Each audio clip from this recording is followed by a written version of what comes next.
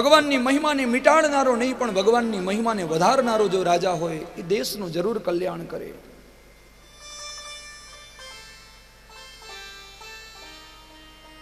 ગાયોની રક્ષા કરે, બ્રાહ્મણોની જે રાજા રક્ષા કરે,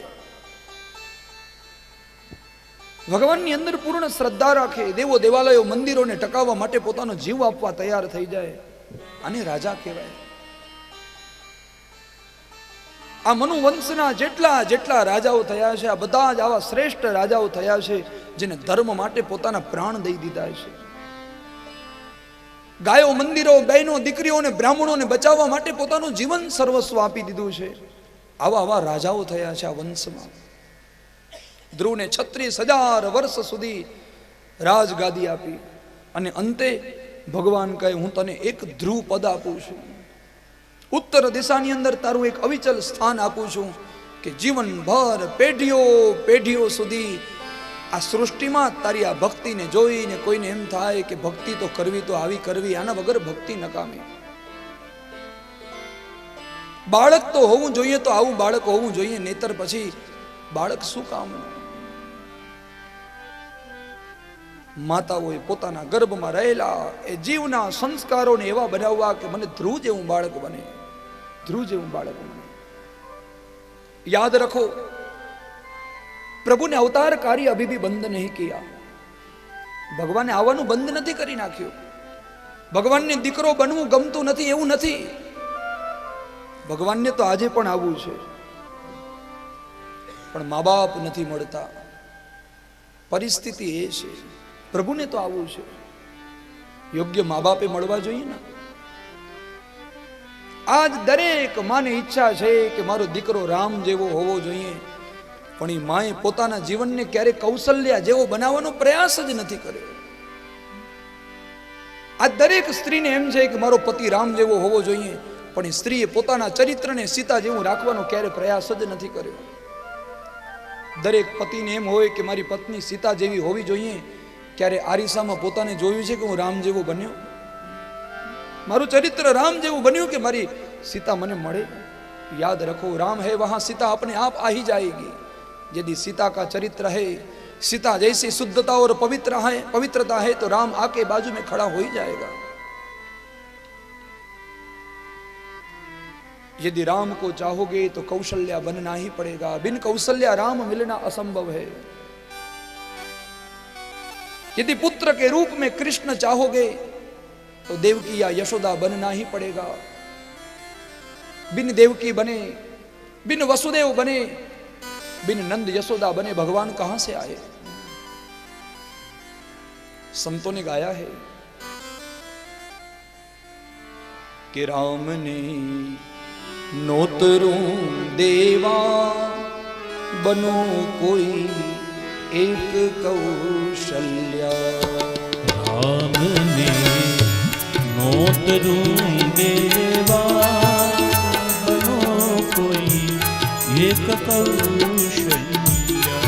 राम ने नोतरू देवा बनो कोई एक कौशल्या. राम ने नोतरू देवा बनो कोई एक कौशल्या. सीता ने साधना कर सो जानकी रामनी छाया. सीता ने साधना कर सो जानकी रामनी छाया. सीता ने साधना कर सो जानकी रामनी छाया. सीता ने साधना कर सो जानकी रामनी छाया. जरूरत नहीं पड़ेगी राम को बुलाने की कि प्रभु मेरे यहाँ पुत्र बन के आओ. नहीं, अपनी पात्रता बनाओ कौशल्या जैसी. अपने गर्भ में पड़ा हुआ वो बालक, यदि आप कौशल्या बन गई तो वो बालक अपने आप राम बन ही जाएगा, बन ही जाएगा. मुझे याद है वो जीजाबाई की कहानी.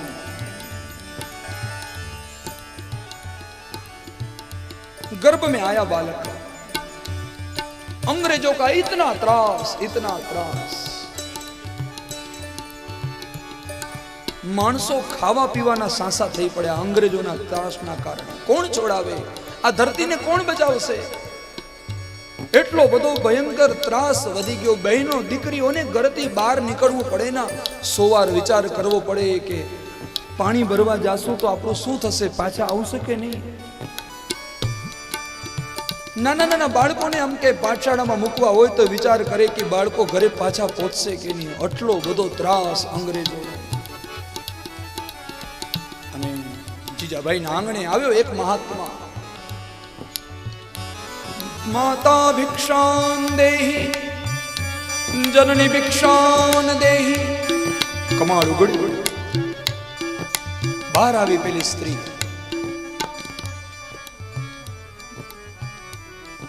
महात्मा को प्रणाम किया. कुछ खाना मिलेगा? अंदर गई बिचारी. अंदर जईने थोड़ું અન્ન લઈ આવી. હાથમાં મુઠ્ઠી એક અન્ન લઈ આવી અને સંતના મહાત્માના હાથની અંદર અન્ન જ્યાં આપે અને ચોધાર આંસુડા છૂટ્યા છે આંખમાંથી. મહાત્મા કહે કે માવડી તને કઈ તકલીફ છે શું? ઘરમાં દુઃખ લાગે છે? અમે મહાત્માઓ છીએ, અમે કોઈના ઘરનું અન્ન નથી ખાતા, અમે તો એના પાપ ખાઈ જઈએ છીએ, એના ઘરનું દુઃખ ખાઈને જઈએ છીએ. આ અન્નના કણકા લેવા નથી આવતા.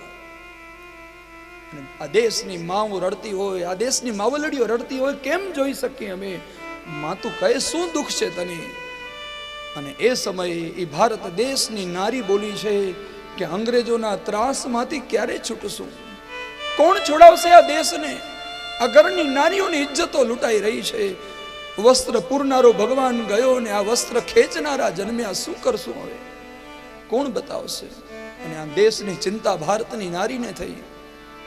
અને એ સમયે આંગણે આવેલો એ રામકૃષ્ણ જીજાબાઈને કહે કે છે એક બચાવવા વાળો, આ ધરતીને હજી આ ત્રાસમાંથી છોડાવી શકે એવો બેઠો છે. કોણ? ક્યારે આવશે? આવશે તારા ગર્ભમાંથી જ. ઉદરમાં બાળક હતું અને આંગણી ચિંદિન કે ये બચાએગા, આ બચાવશે આ દેશને. તું તારું ચરિત્ર એવું બનાવી નાખ, શૂરવીરોની કથાઓ વાંચ, તું એવા એવા ચરિત્રોનો પાઠ કર, તારા ગર્ભના સંસ્કાર હે માં તું એવા બનાવી દે કે આ ધરતીને એવું બાળક મળે કે આ ધરતીને આમ અંગ્રેજોના ત્રાસમાંથી છોડાવી દે. અને કહેવાય કે એ ગુરુનો ઉપદેશ મળ્યો ને ત્યારથી જીજાભાઈ જીવન બદલાવી નાખ્યું. માત્ર એક જ ચિંતન કે હું એવું સંતાન આપું કે આ ધરતીને ત્રાસમાંથી છોડાવે, એક એવો દેશભક્ત આપું કે પોતાના રગ રગની અંદર, કણ કણની અંદર, અણુ અણુની અંદર દેશ પ્રેમ લઈને આવે અને સંસારને ત્રાસમાંથી છોડાવે. અને જીજાભાઈએ રામાયણના પાઠ કર્યા છે, રામાયણના પાઠ કર્યા. શૂરવીરોની કથાઓ વાંચતી જાય, શૂરવીરોની કથા. અને જોત જોતામાં ધરતીને આમ પોતાના તલવારોના ટંકારથી ધ્રુજાવતો શિવાજી પ્રગટ કરીને બતાવ્યો.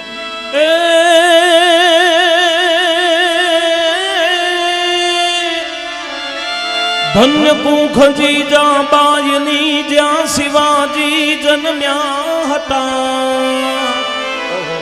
એ તલવાર કેરી ધાર પર હિન્દુ ધર્મ રાખ્યો હતો. પડકાર દેતી પુત્રને કે શિવા મરજે રણ મેદાનમાં. એ યમ દેશની આ દિવ્ય રમણી અમર છે ઇતિહાસમાં. એ જુઓ અમર છે ઇતિહાસમાં.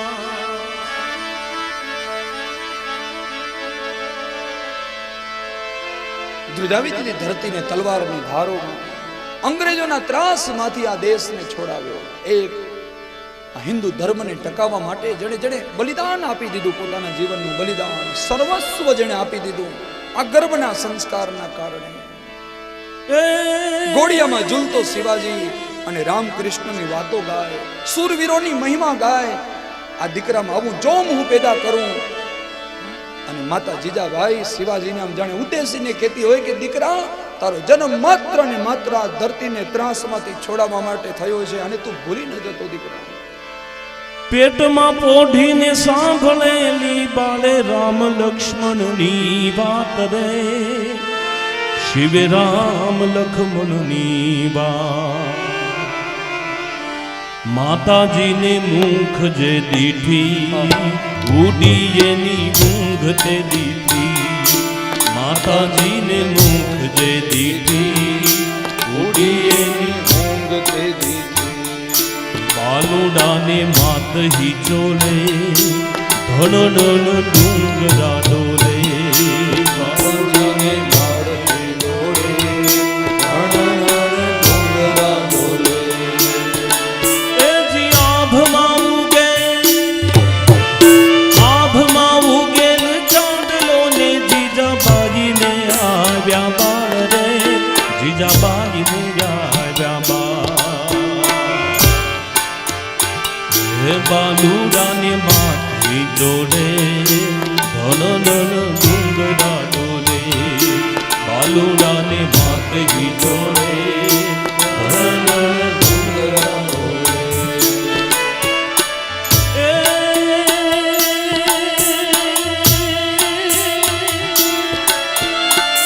काशी की कबिया होती अने मथुरा भी मस्जिद होती. अगर શું થા ધરતીને જો શિવાજી ન મળ્યો હોત તો? काशी की कबिया होती, मथुरा तो मस्जिद होती. अगर शिवाजी न होते तो सुनत सब की होती. आभમાં ઉગે, आभમાં ઉગે ચાંદલો ને જીજાબાઈને આવ્યા બાળ રે, જીજાબાઈને આવ્યા બાળ. બાલુડાને માથે ડોલે, ધન ધન ડુંગરા ડોલે. બાલુડાને માથે ડોલે, ધન ધન ડુંગરા ડોલે. શિવાજીને નીંદ રૂનાવે, માતા જીજાબાઈ ઝુલાવે. શિવાજીને નીંદ રૂનાવે, માતા જીજાબાઈ ઝુલાવે. છે તાકાત આ ધરતીની મામાં, ગર્ભના સંસ્કાર સુધરે. આજે રામ આવા તૈયાર છે. આજે પણ ધરતીમાં કૃષ્ણે અવતાર લેવાનો બંધ નથી કર્યો. દુઃખની વાત એ છે કે ભગવાનને હવે મા બાપ નથી મળતા. દુઃખની વાત એ છે કે ભગવાનને એવા ભાઈઓ નથી મળતા કે આમ વનવાસમાં નીકળતો હોય ને તજી નારી, તજી નિદ્રા, તજી ગાદી અયોધ્યાની ભાઈ માટે કરીને આમ બધું જે ત્યાગી દે. વનવાસ જવાની તૈયારી કરે. અને રામ સીતા તો જાય, પણ લક્ષ્મણ ત્યારે પધાર્યા અને રામને કહે કે આ શું છે ભાઈ બધું? અને ત્યારે આમ રામ કહેવા માંડ્યા કે લક્ષ્મણ, તને હું જરા ઉપદેશ આપીને જાઉં છું, સાંભળજે દીકરા. મારા ભાઈ, તું આ મા બાપની સેવા કરજે. કદાચ આ દશરથ મારા વિયોગમાં નહીં જીવી શકે, પણ તું બરોબર એની સંભાળ રાખજે. તને હું કામ સોંપીને જાઉં છું કે આને રામની ખોટ ન પડે. અમારી માં કૌશલ્યા બહુ ભોળી છે, તું એને બરોબર સેવા કરજે ને સાચવજે. ત્યારે લક્ષ્મણ બોલ્યો કે કયા મા બાપની વાત કરો છો? કયા મા બાપની તમે વાત કરો છો? મેં આજ સુધી એને મા બાપ માન્યા જ નથી. માતા રામો મત પિતા રામ. મેં તો માત્ર તમને જ મા બાપ માન્યા છે. તમે મારા માં છો. આ તમારા લગ્ન થયા ને ત્યારથી કરીને આ સીતાને મેં મારી માં માની છે. તમને મેં મારો બાપ માન્યો છે. અને મા બાપ તમે જ છો. મારા પછી કયા મા બાપની તમે વાત કરો છો? મારે રહેવું નથી આ રાજ્યની અંદર. જે રાજ્ય છોડીને તમે જતા હો, અને એક એવો ભાઈ જન્મ્યો જે ભાઈ માટે કરીને ઘર છોડવા તૈયાર થયો. નારીને છોડી દીધી, સ્ત્રીને ઘરમાં મૂકી દીધી. આ ધરતી ઉપર આવા ભાઈઓ ભગવાનને કદાચ હવે નથી મળતા, એટલે કદાચ ભગવાનને આવવાની ઈચ્છા નથી થતી.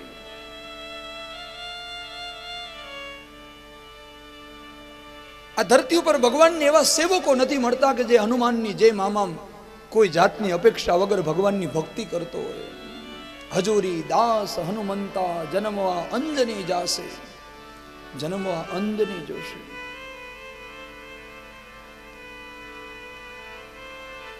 સમર્પણ ભાવ ભગવાનને હવે ક્યાંય દેખાતો નથી. यदि प्रकट करना है राम को तो कौशल्या बनना ही पड़ेगा.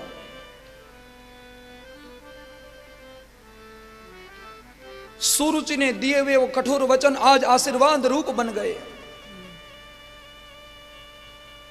एक मां को निमित्त बनाकर ध्रुव ने वो पद प्राप्त कर लिया जो आज किसी को संभव नहीं.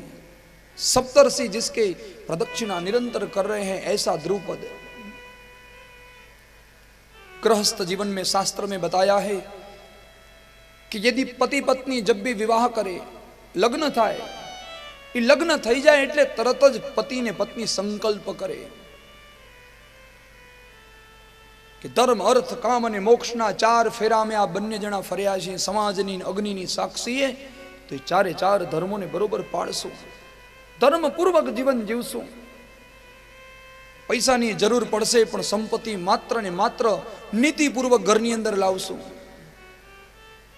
કામની પણ જરૂર પડશે પણ માત્ર શરીર ભોગ ભોગવવા માટે નથી. આ પતિ પત્ની ભગવાને અમને એટલા માટે નથી બનાવ્યા કે રાત દિવસ ભોગો ભોગવીએ.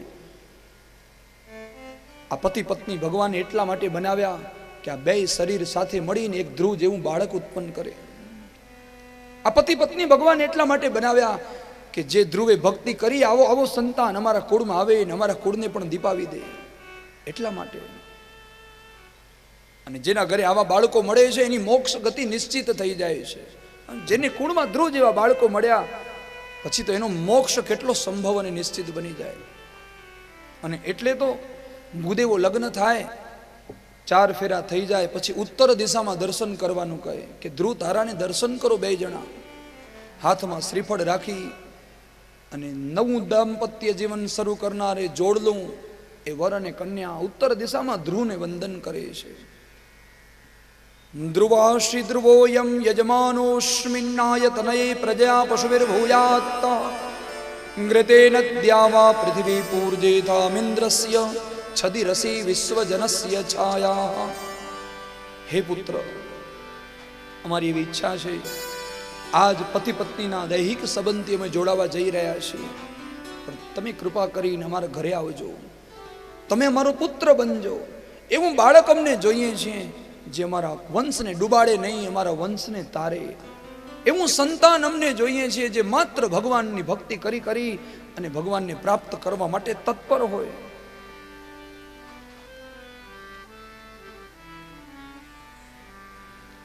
पुत्र रूप में प्रभु की मांग यहां पे है.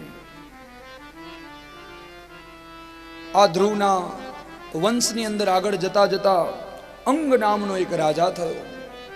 અંગ રાજા બહુ ધાર્મિક હતો, પણ અંગનો પુત્ર થયો વેન અતિશય દુષ્ટ થયો. વિદુરજી મૈત્રીય મુનિને પૂછે છે કે આ ધ્રુવનો વંશ એટલો પવિત્ર, એના ખાનદાનની અંદર ભક્તિ એટલી બધી ભરેલી, છતાં આ વેન નામનું સંતાન ધ્રુવની 8મી પેઢીએ જે થયું એ આટલો અધર્મી કેમ થયો? અને અધર્મી એટલે કેટલો અધર્મી કે ભગવાનનું નામ બંધ કરાવી દીધું ધરતી ઉપર, મંદિરોનો નાશ કરી નાખ્યો. જે બ્રાહ્મણોની રક્ષા કરવી જોઈએ એની જગ્યાએ બ્રાહ્મણો પાસે વેદ ઝોટવી લીધું, મંત્રો બંધ કરાવી નાખ્યા. બ્રાહ્મણ મંત્ર બોલે તો ધરતી મસ્તક અલગ કરાવનારો વેન થયો. અને ત્યારે મૈત્રીજી કહે છે, હે વિદુરજી, આ ધ્રુવનું વંશ કુળ આટલું પવિત્ર હોવા છતાં આ વેન આટલો બધો ખરાબ પાક્યો, એનું કારણ હતું એ વેનનું મોસાળ. મોસાળના સંસ્કાર આવ્યા. મોસાળ ખરાબ કુળ હતું. આપણામાં એક સામાજિક રિવાજ છે, સામાજિક રિવાજ, એ પરંપરા હજી ચાલુ છે વર્ષોથી. સ્ત્રીનું શ્રીમંત સંસ્કાર થઈ જાય, 9 મહિનાનું આજે ગર્ભનો કાળ છે, એમાં શ્રીમંત સંસ્કાર પૂરું થાય એટલે સ્ત્રીને માવતરે મૂકવામાં આવે, એના મા બાપના ઘરની અંદર જાય. મા બાપને પણ ધ્યાન હોવું જોઈએ કે કોઈ કુળનું સંતાન, કોઈ વંશનો વારસદાર અમારી દીકરીના પેટની અંદર છે, એવા સંસ્કારો અમે આપીએ. અને જો એ દીકરી છે ને, બે કુળને પ્રદીપ્યમાન કરે. કન્યા એક તો મા બાપનું કુળે દીપાવશે અને સાસરાનું કુળે એ વહુ બનીને દીપાવશે. તો બે કુળની જવાબદારી છે એ દીકરી ઉપર. તો અમે એ દીકરીને એવા એવા સંસ્કારો આપીએ, એની કાનની અંદર કોઈની નિંદાને કૂથલી ન મૂકીએ, ખોટા વિચારો ના આપીએ. એ કુળની અંદર એવું સંતાન પ્રગટ થાય કે એ સંતાનને તો મોક્ષ અપાવશે, સાથે સાથે અમે એનું કન્યા દાન કર્યું છે તો અમારું કુળ પણ મોક્ષ જશે, અમારો કુળ પણ સુધરશે.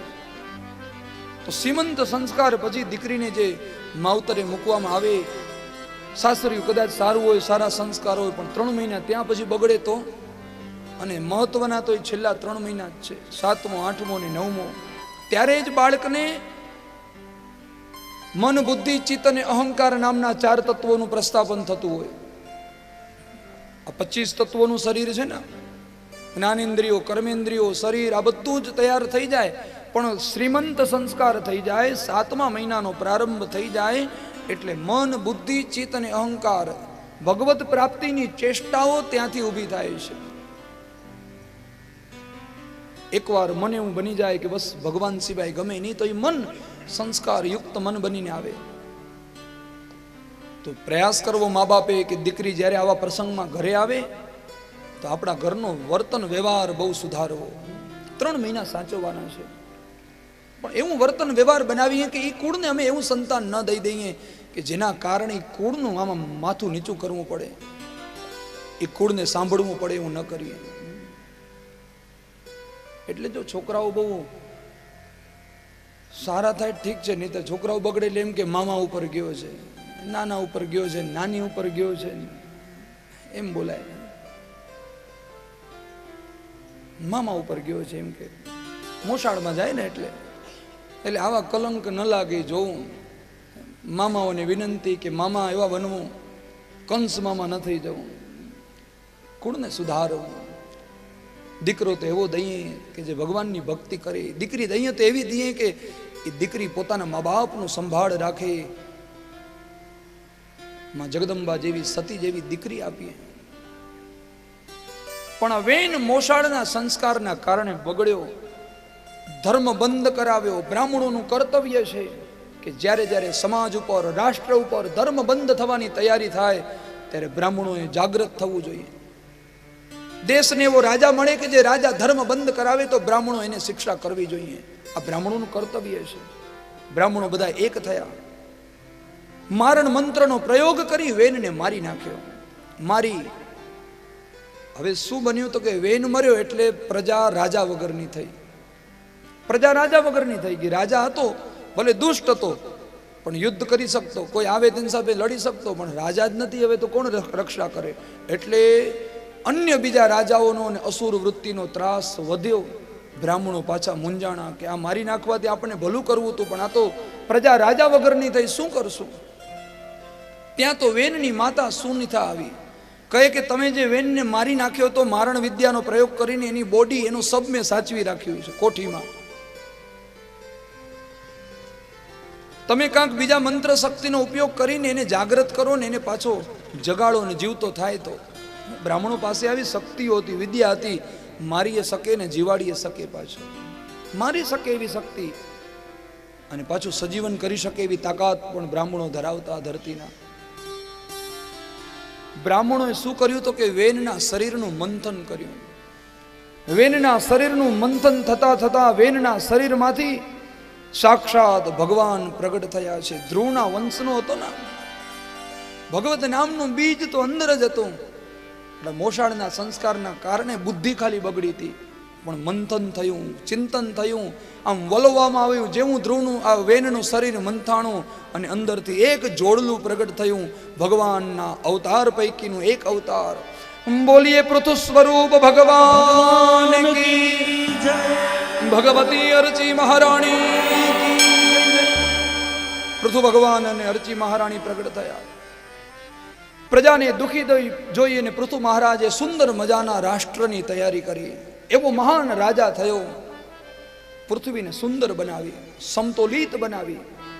જે પ્રજાને જેવું જેવું દુઃખ હતું એ પ્રમાણે એને નિવારણ કરી દીધું. કોઈને અન્નની, કોઈને ધનની, કોઈને વસ્ત્રની, કોઈને ઘરની, જેવી જેવી જરૂરત હતી રાજાએ દરેકની ઈચ્છા પૂરી કરી છે. ભગવાન પોતે આવ્યા છે. પૃથુરાજાનું રાજ્ય ચાલુ હતું. એકવાર ધરતીમાં દુકાળ પડ્યો, એટલો ભયંકર દુકાળ પડ્યો, પૃથ્વી અન્ન આપવાનું બંધ કરી નાખ્યું. ધરતી અન્ન આપવાનું બંધ કર્યું એટલે યોગ બળ વડે કરી પૃથુ મહારાજે એક તીર ચલાવ્યું છે ધરતી ઉપર કે તું પ્રજાને અન્ન કેમ ના આપ, તારું કર્તવ્ય છે અન્ન દેવું. અને ધરતી પૃથુ મહારાજના શરણમાં આવી છે. મહારાજ, તમે તો એક રાજા છો, ઈચ્છો છો પ્રજા સુખી થાય, પણ પ્રજા ધર્મવાન હોવી જોઈએ ને. જ્યારે જ્યારે ધરતી ઉપર આ પ્રજાનું પાપ વધે છે એટલે ધરતી ત્રાહિમામ ત્રાહિમામ પોકારી ઉઠે છે. આ ધરતી ઉપર આવતા ભયંકર પ્રતાપો, આ દુકાળ, આ ધરતીકંપ, આ પૃથ્વી ઉપર આવતા અનિષ્ટ, ધરતી ઉપર જ્યારે પાપ વધે છે, ધરતી છે ને, ધરતીને મકાનના ભાર નથી લાગતા. 50 માળની બિલ્ડિંગ બનાવીને એનો ભાર ધરતીને નથી લાગતો. 500 માળનો ખડકલો કરી નાખ્યો હશે ને ઈંટોનો, તેનો ભાર ધરતીને નથી લાગતો. ધરતીને ભાર લાગે છે પાપનો.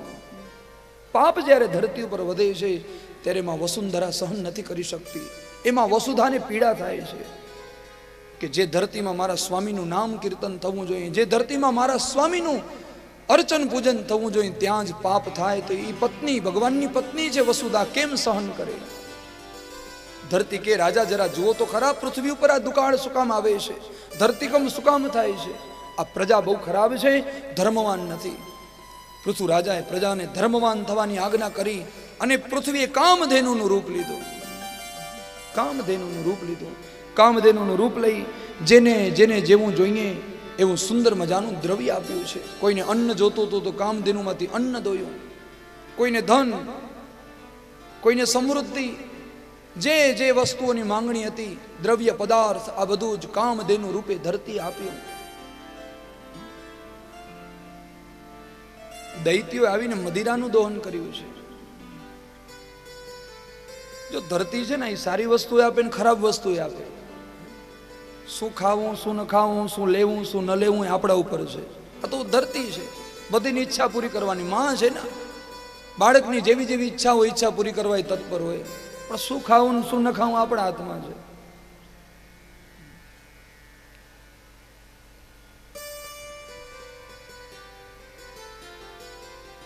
પૂજ્ય ભાઈજી એમ વાત કરતા હતા કે ચરોતર બાજુના એક ગામમાં, ખેડા પ્રાંતમાં બાજુ ચરોતર બાજુના ભાગમાં એક એમની કથા હશે, અને કથા પૂરી થાય એટલે સાંજે વાડીઓમાં ને ખેતરોમાં વિચરણ કરવા નીકળતા રોજ. તો ભાઈજી એમ કહેતા કે સાંજનો સમય થાય ને, જે સૂર્યાસ્ત ન થયો, થોડું અજવાળું હોય, એક ટાઈમની કથા રહી હતી એટલે બપોર પછી આમ વિચરણ કરવા નીકળે. એમાં રોજ નીકળતા ને એટલે બધી વાડીઓમાં વાળ કરેલી હોય, ખેતરવાળા હોય પોતપોતાની વાળ કરી નાખે એટલે ચોપા ના આવે કે કાંઈ કોઈ બીજું અંદર ઘૂસી ન જાય એટલે આમ વાળ કરીને બાઉન્ડ્રી બનાવીને રાખતા. એમાં અચાનક એક ખેતર બાજુ ગયા, આમ નવી દિશા પકડી કે હવે આ બાજુ જોઈએ આ પ્રકૃતિ કેવી છે, એ બાજુ ગયા ને અચાનક તો બન્યું એવું કે હું આજુબાજુના કેટલાય ખેતરમાં એકેમાં વાળ નહીં, વાળ જ નહીં આજુબાજુના ખેતરમાં, કાંઈ બાઉન્ડ્રી વાળેલ નહીં. એટલે એમ તો કે આ સારું કહેવાય, આ બધું વાળ ન કરવી પડે ખેતરમાં એ ઘણું કહેવાય. અહીંયા માણસો બહુ સારા લાગે છે, એકબીજાનું હડપી નહીં જતા હોય. તો કે મહારાજજી એવું નથી, પણ આ ખેતર તમાકુનું છે. કે તો કે તમાકુનું ખેતર છે તો શું આની બાઉન્ડ્રી ન કરવી પડે? તો કે આને કરવાની શું જરૂર છે, આને ગધેડાય નથી ખાતા. એ કે માણસો તો એક બાજુ કે ગધેડાય નથી ખાતા. એ કે કોણ આને અહીંયા સૂંઘવા આવે, આ તમાકુનું ખેતર છે. એ કે ખાવાવાળાને સમજાણું ને કે કહું હજી વિસ્તારથી કે ગધેડાય નથી ખાતા. અને આપણે માનવ બનીને જ્યાં સરસ્વતીને જીભ ઉપર બેસાડવી પડે ત્યાં જ તમાકુના પડીકા મૂકીએ તો નિર્લજ્જતા આવી જોઈએ. જે જીભ ઉપર ભગવાનને બેસાડવા જોઈએ, જ્યાં શ્લોક બોલાતા હોય, જ્યાં ગાયત્રીનું નામ બોલાતું હોય, અને ત્યાં આવા અસુરોને બેસાડીએ તો નિર્લજ્જતા હોવી જોઈએ આપણી. આનાથી વધારે પાપ કયું કહેવાય? કયું કહેવાય? દેવતાઓને બેસાડવા પુષ્પ હોવા જોઈએ, દેવતાઓને બેસાડવા નાગવલ્લી પત્રો હોવા જોઈએ. અરે દેવતાઓને બેસાડવા સાચું મન અને હૃદય હોવું જોઈએ. એની જગ્યાએ નરક જેવા તમાકુના ઢગલા ઉપર માં સરસ્વતીને જીભમાં બેસાડી, શું ભગવાન આપણને માફ કરશે? છોડી દઈએ બસ. એક સાથે ન છૂટે તો ધીમે ધીમે છોડી દઈએ, એક સાથે ન મૂકતા હો. ડોક્ટરે ના પાડે કે આવા વ્યસનો ને એક સાથે ન મૂકાય, નહીં તો ગુજરી જાય પાછા. એટલે 5 પડીકી ખાવાની આદત હોય તો નક્કી કરજો કે આજ માધવજીભાઈની કથામાં હું ગયો તો અને હવેથી 4 પડીકી કરી નાખીશ. પછી તેજસ મહારાજની બીજી કથા ભાટિયા માજનવાડીમાં છે. આના પછી 11 તારીખે અહીંયાથી વિરામ થશે ને ગંગા વહેતી વહેતી 12 તારીખથી ભાટિયા માજનવાડીમાં જશે. ત્યાં કને પણ સુંદર કથા છે. તો આ કથામાં 3 પડીકી કરી નાખજો, એ કથામાં 3 પડીકીનું કરીને આવજો. ત્યાંથી ગંગા પછી માનુકવા પહોંચાય, માનુકવા આવજો. એમ કરતા કરતા એક પડીકી ઓછી થાય ને તોય મને એમ લાગે કે મારી કથા પડી, તોય મારી કથા પડી. સંભવ નથી કે આ બધાએ બેઠેલા હોય ને એને સુધારી શકાય. પૂરા દેશને ને પૂરી દુનિયાને ને પોતાના ગામને સુધારવું તો આમે અસંભવ છે. પણ અમારી કથાની સફળતા એ કહેવાય કે ક્યાંક અમારા 2 શબ્દને સાંભળી આ વ્યાસ ગાદીનું માન રાખીને શ્રદ્ધા રાખીને આટલા બધા બેઠેલામાં એક જણો પણ સંકલ્પ કરીને ઊભો થાય ને તો અમારો ઠાકોર રાજી થઈ જાય, તોય ભગવાન રાજી થઈ જાય. એક જણો સંકલ્પ ખાલી કરીને જાય. અને એવું નથી કે તમાકુ ને બીડીને આજ બધા વ્યસન કહેવાય. ઘણા ઘણા વ્યસનો મારી તમારી અંદર પ્રવેશ્યા છે. ક્યાંક ઉઠીને સંકલ્પ કરે બસ આજથી હું ક્રોધ નહીં કરું, ક્યાંક ઉઠીને સંકલ્પ કરતો જાય બસ હું કોઈની નિંદા નહીં કરું, આજથી મારી જીભડીને કાબુમાં રાખીશ. કોક ઉઠીને સંકલ્પ કરતો જાય બસ મારા મા બાપની હું નિંદા નહીં કરું, મારા બા બાપને જેમ તેમ નહીં બોલું. કોક ઉઠીને સંકલ્પ કરતો જાય બસ હું જુગાર નહીં રમું, હું દારૂ નહીં પીવું, હું વ્યસન નહીં કરું. આ જ ભગવાનની દક્ષિણા છે. બાકી 2-5 પૈસા નહીં ધરાવો ને તોય ભગવાન રાજી છે. ન મૂકજો દક્ષિણા. એ 5 રૂપિયા 10 રૂપિયાનો ભગવાન ભૂખ્યો નથી કે 2 તુલસી પત્ર ને 2 ફૂલની માળા નહીં પહેરાવું તો ભગવાન ભૂખ્યો નથી. ભગવાન ભૂખ્યો છે. તમે બસ ભગવાનને તમારા આ દુર્વિચારો આપી દો. પ્રભુ તમારા ચરણોમાં આજ પછી મને ન જોઈએ, આજ પછી ન જોઈએ. જીવનમાંથી વ્યસનો છૂટે. કથા એના માટે જ છે ને. અને કરવું પડશે, ખાલી બોલવાથી નહીં થાય.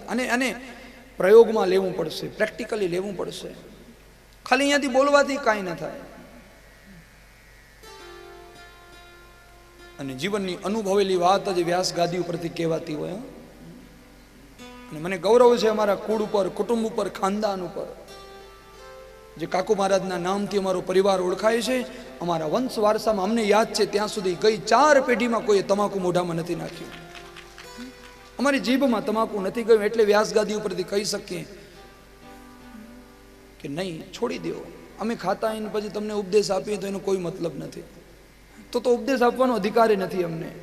પણ અમને યાદ છે અમારા વંશ વારસામાં કોઈ આ અસુરને મોઢામાં પ્રવેશ. અમારા દાદાઓ કહેતા કે દીકરાઓ કદાચ તમે કર્મકાંડ ન કરી શકો ને 2 મંત્ર ન બોલી શકો તો ચાલશે, પણ ધ્યાન રાખજો કોઈ આવા તમાકુને વ્યસનને જીભમાં ન મૂકી દેતા, નહીતર અમે રાજી નહીં થઈ તમારા ઉપર.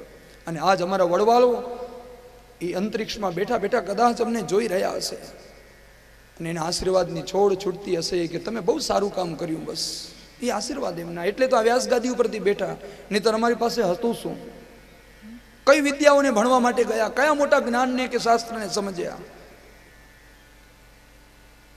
પણ જરૂરી વડીલોના આશીર્વાદ આ ગાદી ઉપર બેસાડે છે. આજ એક 32 વર્ષનો માણસ આવડી બધી માણસની સભાને સંબોધી શકતો હોય ને તમને કાંઈ ઉપદેશ દઈ શકતો હોય ને તો વડીલોની કૃપા, બીજું કાંઈ નહીં. આ વડીલોની કૃપા.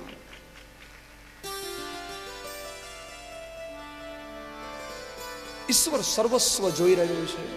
અણુ અણુની અંદર તમારું ધ્યાન રાખે છે. બંધ બારણે પણ પાપ કર્યું હશે ને તો પ્રભુતિ નહીં છુપાઈ શકે. ખાલી દેશ દુનિયાના દેખતે ખાલી ચોખ્ખા થઈને રહીએ એમ નહીં. રહીએ તો બધી જગ્યાએ શુદ્ધ રહીએ, પવિત્ર રહીએ. કોઈ જોવે કે ન જોવે પણ મારો પ્રભુ મને જોઈ રહ્યો છે. ક્યારેક ક્યારેક આપણા વર્તન એવા હોય કે દેશ દુનિયાના દેહ દેખાતા બહુ પવિત્ર થઈને ફરતા હોય, ભગવા થઈને ફરતા હોય, પણ બંધ બારણે કાંક બીજું રમાઈ રહ્યું છે. પાછળથી કાંક છાનું બીજું થઈ રહ્યું છે. સ્વાર્થ માટે કરી અને દુર્ગુણો છોડવા એવું નહીં. નિસ્વાર્થી બની જાઓ કે ભગવાન તો જોવે છે ને, હું શું કરી રહ્યો છું, આ મૂકી દઉં આને. મારા પ્રભુને નહીં ગમે, મારા પ્રભુને પસંદ નહીં પડે, હું આમાંથી છૂટી જાઉં. થાય એટલું સત્કર્મ કરી લઈએ આપણાથી. આ પણ એક જાતનું સત્કર્મ છે. દુર્ગુણમાંથી છૂટવું એને સત્કર્મ કહેવાય ને. આ એ સાચું કર્મ છે. અને પછી કોઈની સેવા કરવા માટે દોડીએ, પછી ભગવાનનું નામ બોલવા દોડીએ, કે પછી આવા ગ્રંથોને ખોલીએ ને તો માં સરસ્વતી રાજી થાય, તો ભગવાન વેદવ્યાસ રાજી થાય, તો આપણો ભગવાન રાજી થાય કે આણે મારું કહેલું કર્યું. ભગવાન કહે તો ઘણું બધું છે, પણ આપણે કરવા ક્યાં તૈયાર છીએ?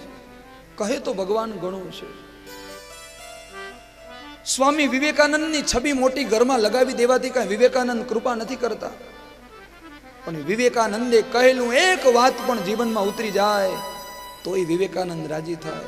એ મહાત્મા ગાંધીના ફોટાઓ ખાલી એમને રાજ દરબારમાં ને સંસદોમાં લગાવી દેવાથી કઈ મહાત્મા ગાંધી કૃપા નથી કરતો.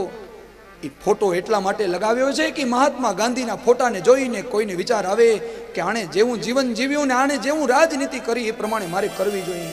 આણે ધર્મ પાડ્યું, આણે સત્ય પાડ્યું, આ વૈષ્ણવ બન્યો તો મારે આવો વૈષ્ણવ બનવો જોઈએ. એ ખાલી ખાલી માતાજીઓના ફોટા પોસ્ટર મોટા કરીને લગાવવાનો શું મતલબ? હું કુળદેવીની છબી ઘરમાં રાખવાથી કુળદેવી એમને કૃપા કરશે? પણ ક્યારેક કુળદેવીએ કીધેલું કરીએ કે મારી માં શું કહે છે, મારી માએ શું કહ્યું છે. મને કહે છે ક્રોધ ન કર દીકરા. મારી માં મને એમ કહે છે કે અહંકાર છોડી દે દીકરા. અને રોજ છબીને દર્શન કરીને માને જોઈએ ને માને આપણે તો કહી, માં તે કહ્યું તો એમ મેં ક્રોધ છોડી દીધો છે. માં તે મને કહ્યું તો એમ મેં કોઈની નિંદા છોડી દીધી છે. માં તારી છબી એમને એમ નથી લગાડી. તું મને જોઈ રહી છે કે હું કાંક સુધરી રહ્યો છું, મારું જીવન સુધરે છે, મારું જીવન કાંક સાચા માર્ગે જઈ રહ્યું છે. આ કૃપા. હે માડી તારી છબિયું નવ ટીંગાડે, કહેલું તારું નવ કરે રે. માડી તારી છબિયું નવ ટીંગાડે, કહેલું તારું નવ કરે.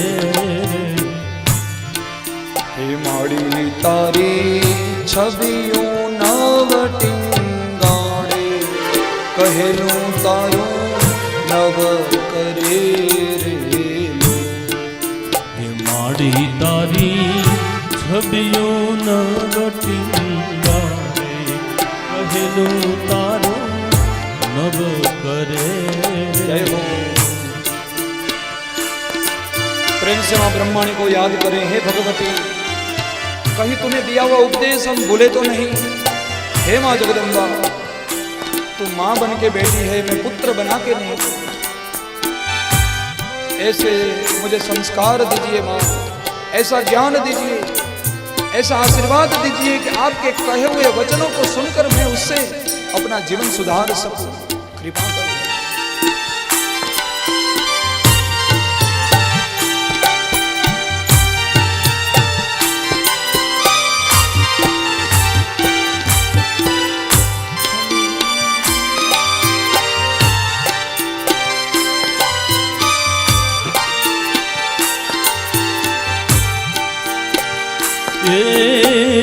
રમતો ભણતો જાય, આજ માનો ગરબો રમતો જાય.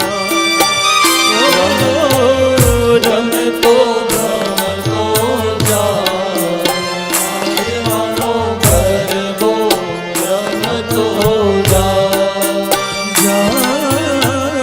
પવન ઝપાટા આજ માનો ગરબો રમતો.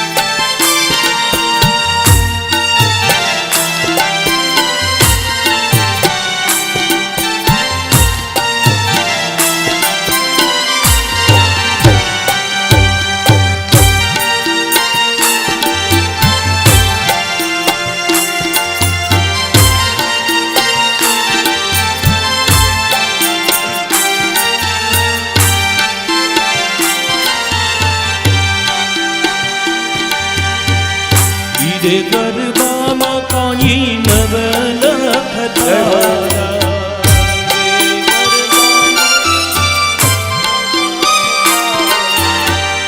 હીરે ગરબામાં કાંઈ નવલખ તારા.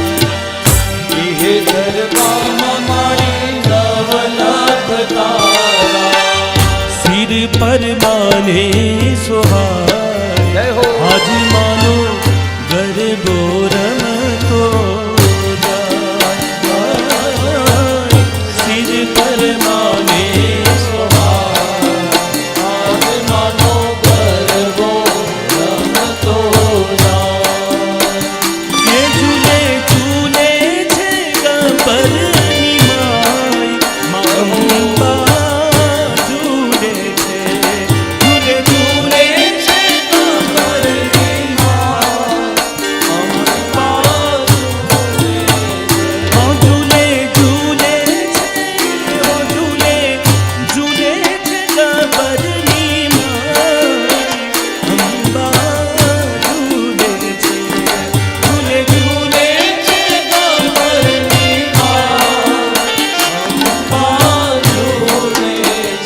એ માને ઝૂલે ઝૂલવાના ઘણા કોટ.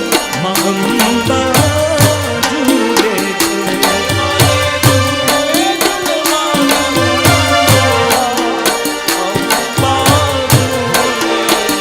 હા ઝૂલે ઝૂલે છે. ઝૂલે ઝૂલે છે ગબ્બરની માય. મા અંબા ઝૂલે છે.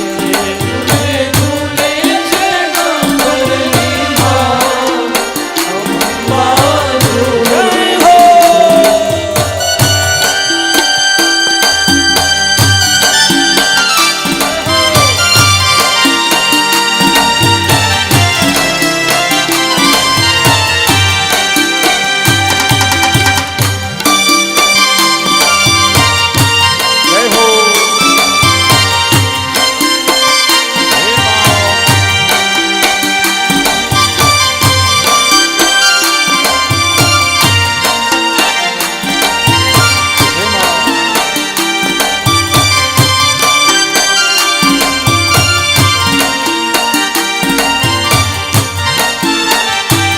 માના દરબારે આજે નોબત ગઈ. માના દરબારે આજે નોબત ગઈ.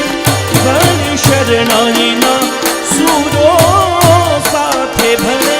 ઘર શરણાઈના સૂરો સાથે એ માના જાંજરનો જનકાર. આમાને જાંજરનો રે જનકાર. મા અંબા ઝૂલે છે. ઝૂલે ઝૂલે છે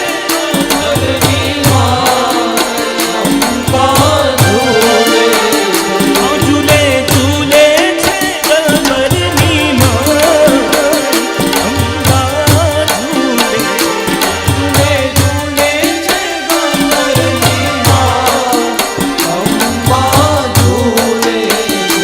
મારી બ્રહ્માણી માને દ્વારે નોબત વાગે છે. મારી બ્રહ્માણી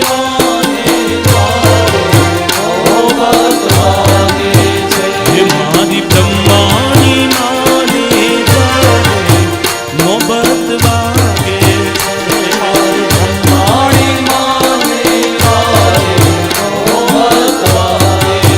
હે મારી બ્રહ્માણી માને દ્વારે નોબત વાગે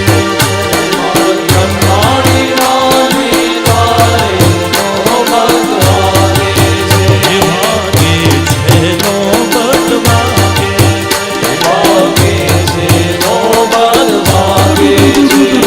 વાગે છે નોબત વાગે. મારી બ્રહ્માણી માને દ્વારે નોબત વાગે છે.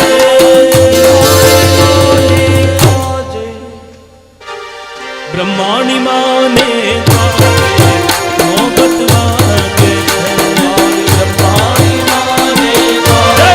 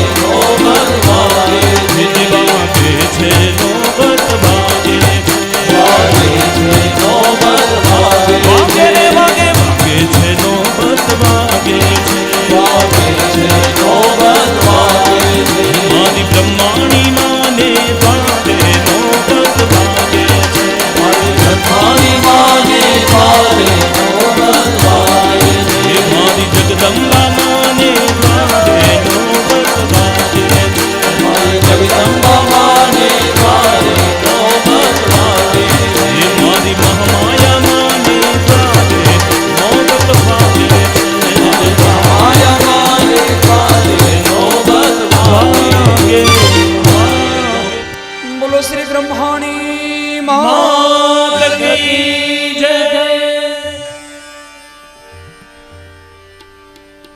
हे जगदम्बा, कृपा बना के रखना, अपना बना के रखना। आप जीव वत्सल शरणागत वत्सल हो मां। शरणागत दिनार्त परित्राण परायणे सर्वस्यार्ति हरे देवी नारायणी नमोस्तुते। दुखी व्यक्ति जब भी आपके पास आया, हे मां आपने कृपा दृष्टि ही रखी है, न जाने क्यों बार बार आपसे मैं दूर होता गया। यह जानते हुए भी आप सर्वशक्तिमान है, सब कुछ कर सकती है। सर्वस्वरूपे सर्वेशे सर्वशक्ति समन्विते भयभ्यस्त्राहिनो देवी दुर्गे देवी नमोस्तुते। हे मां, तस्वीरों को रखना, केवल आपकी प्रतिमाओं को पूजना, ये मानव का उद्देश्य नहीं है। खाली फोटानी पूजा करवाથી શું થાય?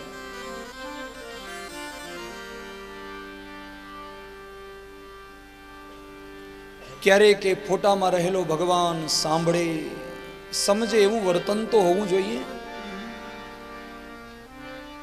ક્યારેક કે ફોટાવાળા ભગવાનને ગમે એવું આપણું ચરિત્ર તો હોવું જોઈએ।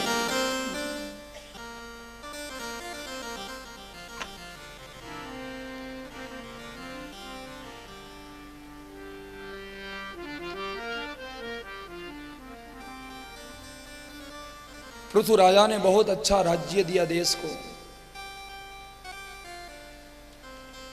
आज पृथ्वी राजानी त्रीजी पेढ़ी प्राचीन बरही राजा थया। पशु यज्ञ करता, पण नारद मुनिए पशुओनी बलि बंद करावी। पशुना बलिदान देवाता, जीवोनी हिंसा थती बंद करावी। प्राचीन बरही राजाए त्यारथी पशु बलि बंद करावी। यज्ञ में बलि तो आपवी पड़े, पण अनेक जातनी बीजी बलिओ बतावी के आ पशुनी बलि आपवा करता कोई बीजी बलिओ आपीए। त्यारथी दधी, पयह,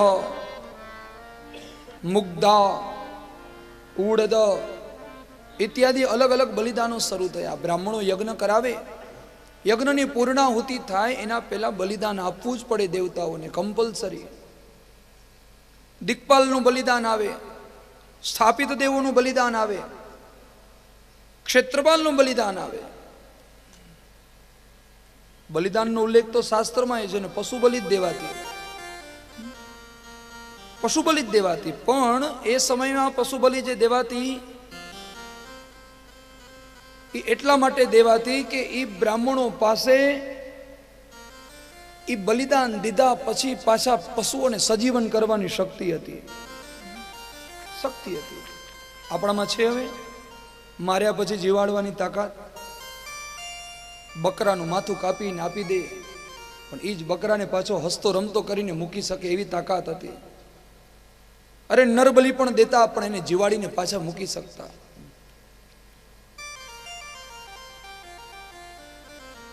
આજ્ઞાનું પાલન કરવા માટે કોઈને મારવા તત્પર થતા તો સામે જીવાડવાની તાકાત હતી। બાપની આજ્ઞા મળી જમદગ્નિની પરશુરામને કે તારી માં પાપીની છે, મારી નાખ।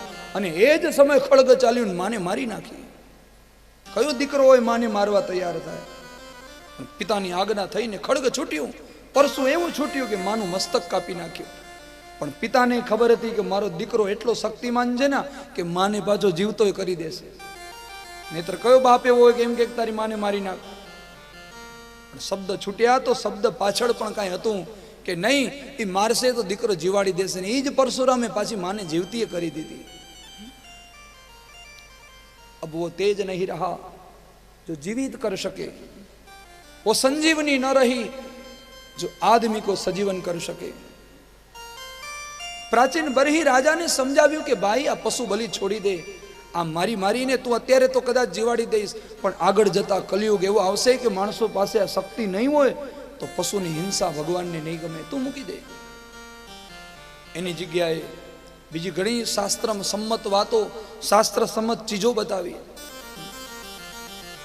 પત્રકાલુ કહેવાય છે, પત્રકાલુ ફળોની અંદર એ પત્રકાલુ છે, એ કોઈ પણ જાતના પશુ બલિના ઓપ્શનની અંદર પત્રકાલુનું બલિ દેવામાં આવે તો એ પશુ બલિ સમાન તુલ્ય મળે છે। એક અમુક પ્રકારના ધાન્ય એવા આવે છે કે જે ધાન્યને તમે બલિદાન રૂપે આપી શકો। એક પાયસ બલિ કહેવાય, દૂધને દહીં મિક્સ કરી અને પણ બલિદાન તમે દઈ શકો। ધાન્ય બલિ પણ આવે, અડદ, મસૂર, ચણા, આ બધા ધાન્ય બલિમાં આવે, એ બલિદાન દેવતાઓને તમે આપી શકો। પુષ્ટિદાયક પદાર્થો બધા, તો એમાં દોષ તો ન લાગે, પણ બલિદાન બંધ કરાવ્યું। પ્રાચીન બરહી રાજાના સમયથી આ પશુ બલિ દેવાનું બંધ થયું, ત્યારથી દેવતાઓને વિવિધ પ્રકારના ધાન્યના, અન્નના, મિષ્ટાનના આવા બલિદાનો મળવા માંડ્યા। એ પ્રાચીન બરહી રાજાના 10 પુત્ર થયા, જે પ્રચેતાઓ કહેવાયા। આ પ્રાચીન બરહી રાજાના દીકરાઓ જે પ્રચેતાઓ હતા, એટલા મહાન ભગવત ભક્ત હતા। પ્રાચીન બરહી રાજા ખૂબ યજ્ઞ કરતો અને યજ્ઞના પ્રભાવથી દીકરાઓ મળ્યા। એ પ્રચેતાઓ નારાયણ સરોવર ગયા છે ભગવાનની ભક્તિ કરવા માટે। કચ્છ પ્રાંતના એ પશ્ચિમ કિનારા ઉપર જઈ અને ખૂબ તપ કરે છે, ખૂબ એટલું બધું તપ કર્યું, આજુબાજુના વિશાળ વિશાળ જંગલો। અને આ પ્રચેતાઓ તપ કરીને ઊભા થયા, તપનો પ્રભાવ એટલો બધો હતો કે જેવી આંખ ખોલી ના એટલે આંખમાંથી તપના પ્રભાવથી અગ્નિ નીકળ્યો અને એ ક્ષેત્રના તમામ વૃક્ષો બળીને ખાખ થઈ ગયા। એ પ્રચેતાઓએ નારાયણ સરોવર ભૂમિમાં તપ કર્યું હતું, તપના પ્રભાવથી, એ અગ્નિની જ્વાળાઓથી વૃક્ષો જે બળીને ખાખ થયા, એની આજે પણ નિશાની પ્રાંતમાં છે। એ ધરતીમાં કોલસો નીકળે છે નારાયણ સરોવરથી માંડીને આજુબાજુના પ્રાંતોમાં। અને મેં તો કેટલાક વ્યક્તિ પાસે એવું સાંભળ્યું છે કે મહારાજ વર્ષો થઈ ગયા, રોજની 400 થી 500 ટ્રક ભરાય છે અને છતાંય ખનીજ ખૂટતું નથી। વિચાર કરો એ વૃક્ષો કેટલા હશે એ સમયના। પાતાળમાંથી આમ નીકળ્યા જ કરે છે, કોલસાઓ નીકળ્યા જ કરે છે। માતાનું મઢ, દયાપર, એનાથી આગળ નારાયણ સરોવર, આ બધી ભૂમિ ખનીજોથી ભરેલી છે, અમૂલ્ય સંપત્તિ છે। આ પ્રચેતાઓના કારણે આ ધરતીમાં ખનીજ આવ્યું। નારાયણ સરોવરમાં તપ કરી સરોવરને પવિત્ર બનાવ્યું। ભારતની ભૂમિમાં 5 જ સરોવરને અતિ શ્રેષ્ઠ માનવામાં આવે છે। મનુષ્યએ જીવનમાં 5 સરોવરની મૃત્યુ પહેલા એકવાર યાત્રા કરવી જોઈએ, આ સરોવરનું આચમન અને સ્નાન કરવું જોઈએ। સૌથી પહેલું નામ માન સરોવરનું આવે છે। ભારત અને ચીનની બોર્ડર પાસે આવેલું આ માન સરોવર, પણ નેશનલ પરમિશન લેવી પડે, આંતરરાષ્ટ્રીય લેવલનું આ એક સરોવર હોવાના કારણે બોર્ડર ઉપર છે, એટલે ચીનની પરમિશન લેવી પડતી હોય છે, પણ માન સરોવર પહોંચાય તો જીવનમાં એકવાર જવું। બીજું સરોવર છે નારાયણ સરોવર, કચ્છ પ્રાંતમાં આવેલું આ નારાયણ સરોવર પણ સાક્ષાત પ્રભુ નારાયણની ધરતી ઉપર આજે પણ વિરાજમાન છે। એ સરોવર ખાલી એમને નામ પૂરતું સરોવર નથી, નામ જ નારાયણ સરોવર। ત્યાં અણુ અણુમાં નારાયણ પ્રભુ વિરાજમાન છે। ભગવાન ત્રિકમરાયજી ત્યાં વિરાજમાન છે, બાજુમાં કોટેશ્વર મહાદેવ વિરાજમાન છે, કરોડો લિંગો જ્યાં વિરાજમાન છે। દરિયાદેવ ત્યાં કોટેશ્વર ભગવાનના પગ પખારે છે। સમય મળે, શ્રદ્ધા હોય તો આવા સરોવરમાં જવું। ત્યાર પછીનું એક સરોવર છે બિંદુ સરોવર, એ પણ ગુજરાતને જ મળ્યું છે। પાટણ પાસે આવેલું, સિદ્ધપુરની ભૂમિમાં આવેલું એક સરોવર જેને બિંદુ સરોવર કહેવાય છે, જ્યાં કપિલ ભગવાનનું પ્રાગટ્ય થયું હતું। અને એ કપિલ ભગવાનના કારણે એ ભૂમિ એટલી સિદ્ધ થઈ ગઈ, સિદ્ધપુર નામ પડી ગયું। ત્યાંનું સરોવર બિંદુ સરોવર, માતૃગયા કહેવાય। પોતાની મા પાછળ શ્રાદ્ધ કરવું હોય તો જીવનમાં એકવાર બિંદુ સરોવર જવું જોઈએ। ગયાજી કહેવાય છે, માતૃગયા। પિતૃગયા એટલે બિહાર પાસે આવેલું, માતૃગયા એટલે પાટણ પાસે, હારીજ પાસે આવેલું સિદ્ધપુર। ત્યાર પછીનું એક સરોવર છે સબરીનું પંપા સરોવર, જ્યાં સબરીએ ભક્તિ કરી પ્રભુ રામની ને રામ દર્શન આપવા આવ્યા। એ પંપા સરોવર પણ અદ્ભુત છે। અને એક છે વૃંદાવનનું રાધા અને કૃષ્ણના પ્રેમનું પ્રેમ સરોવર. આ 5 સરોવરો ભારતની ધરતીમાં છે, પણ જીવનમાં ભગવાન એકવાર અવસર આપે તો જરૂર જરૂર આ સરોવરોની અંદર સ્નાન કરવા, આચમન કરવા જવું. અદ્ભુત તીર્થો આ ધરતીને આપ્યા છે આપણા ઋષિઓએ, આપણા ભગવાને. યાદ રાખવા, ભારતની ધરતી એકમાત્ર એવી ધરતી છે કે જે ધરતીની અંદર આટલા તીર્થોનું મહામૂલ્ય મહત્વ છે. આ તીર્થો કોઈ સામાન્ય નથી, માત્ર આપણા ચરણ પણ ત્યાં પડે અને કેટલાય પાપ ધોવાઈ જાય એવા એક એકથી ચડિયાતા તીર્થો છે. હજારો નદીઓ આવેલી છે. જિંદગીભર ફરીએ તો ન ખૂટે એટલી નદીઓ આ ભારતની ભૂમિમાં સમાયેલી છે. ધરતીને એટલી પવિત્ર ભગવાને બનાવીને આપી, પણ આપણા દ્વારા હવે આ ધરતી બગડી રહી છે. પ્રકૃતિનો નાશ, આપણા દ્વારા થયેલી આ વિકૃતિ પ્રકૃતિને બગાડે છે, જેના કારણે એની સજા માનવ પ્રજા જ ભોગવે છે. માનવે જ બગાડ્યો.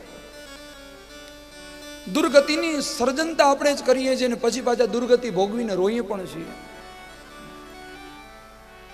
ભલા માણસ, વાત તો વિચારવા જેવી ત્યાં છે કે રાવણને બાળતા પહેલા એ રાવણને બનાવી આપણે જ છીએ. રાવણને બાળતા પહેલા રાવણને બનાવવા વાળા આપણે જ પાછા આપણે જ બનાવીએ છીએ, પછી આપણે બાળીએ. કહા કી રીત હૈ ये? નદીઓમાં ઠીક લાગે એમ કચરાઓ ઢોળાય.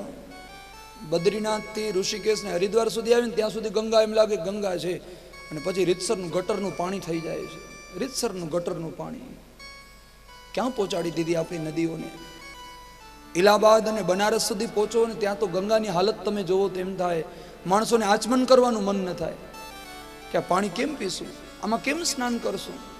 ને જે ગંગા આપણા ઋષિઓએ ધરતીના કલ્યાણ માટે મૂકી. મને રાજનીતિમાં વધારે રસ જરાય નથી, હું કોઈની સરાહના કરવા નથી માંગતો, પણ જ્યાં વ્યાસગાદીનું ફરજ છે, કર્તવ્ય છે, એ તો હું નિભાવીશ જ. કે જ્યાં ધન્યવાદ દેવા પડે ત્યાં આપવા જ પડે. ધન્ય છે અત્યારની સરકારને જેણે ગંગાને શુદ્ધ કરવાનું અભિયાન ચાલુ કર્યું.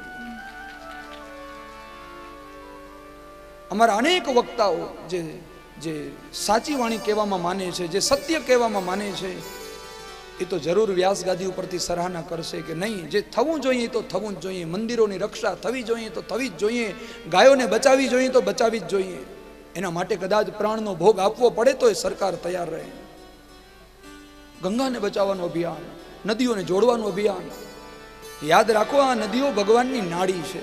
આ નાડીઓ છે ભગવાનની બધી. અને શરીરમાં રક્ત વહેતું હોય, નાડી શુદ્ધ હોય ને તો શરીર એકદમ શુદ્ધ રહે ને એકદમ ચૈતન્ય રહે. આ દેશ તો જ ચૈતન્ય રહેશે જ્યારે ગંગા અને નર્મદા જેવી નદીઓ ભારતમાં શુદ્ધ રહેશે. મારું ને તમારું જીવન ક્યાંક અધોગતિમાં જતું દેખાય. આજ પ્રકૃતિ એટલી ગ્લોબલ વોર્મિંગના શિકારમાં આવી ગઈ છે. એટલી બધી ઋતુઓ જુઓ, ઋતુચક્ર બદલી ગયું. આખું ઋતુચક્ર આપણા કારણે બદલ્યું. ભગવાને શું વ્યવસ્થિત કરીને બધું રાખ્યું હતું કે શિયાળો, આ ઉનાળો, આ ચોમાસો. પણ શિયાળો હોય ત્યારે શિયાળા જેવું કાંઈ લાગતું નથી, ચોમાસો હોય ત્યારે ચોમાસા જેવું લાગતું નથી. ગરમીનું પ્રમાણ, આ ગ્લોબલ વોર્મિંગને આટલા બધા ધુમાડાઓના કારણે એટલું બગડી ગયું. આજ આપણે પ્રકૃતિને બગાડી, જેની રક્ષા કરવી જોઈએ એને નાશ કરી રહ્યા છે. તો યાદ રાખજો, જો આપણે એને નહીં બચાવીએ તો આપણે પણ બચવાના કોઈ નથી. આપણું પણ બચવું સંભવ નહીં બને. સમય એવો આવશે માણસનું આયુષ્ય સાવ 20-25 વર્ષનો થઈ જશે. 100 વર્ષનું આયુષ્ય લઈને બેઠેલો આ માનવ અત્યારે 60 વર્ષે ઢીલો પડી જાય છે. 40-50 વર્ષે તો જીવન ફિનિશ જેવું થઈ જાય છે. આ પ્રકૃતિ બગડી, આ આપણા વાયુનો વિકાર, વાતાવરણને બગાડ્યું ને એની અસર આપણા શ્વાસ ઉચ્છ્વાસમાં ને રોજ રોજ આપણા આયુષ્યને ખેંચતી જાય છે. જીવાડનારી પ્રકૃતિ હવે વિકૃત થતી જાય છે. કેટલી પવિત્ર નદીઓ આ ધરતી ઉપર છે. નદીઓના ખાલી નામ બોલો ના. ઘરે ખાલી ડોલમાં પાણી ભરીને બેઠા હો, ભલે નદી સુધી ન પહોંચાય પણ ડોલના એ પાત્રમાં પણ પાણી ભર્યું હોય ને ખાલી નદીઓને યાદ કરો ને માથે રેડો ને તો એ નદી સાક્ષાત જળમાં આવીને બિરાજમાન થઈ જાય. આ આપણી સંસ્કૃતિ છે. આવો એકવાર નદીઓને યાદ કરીએ.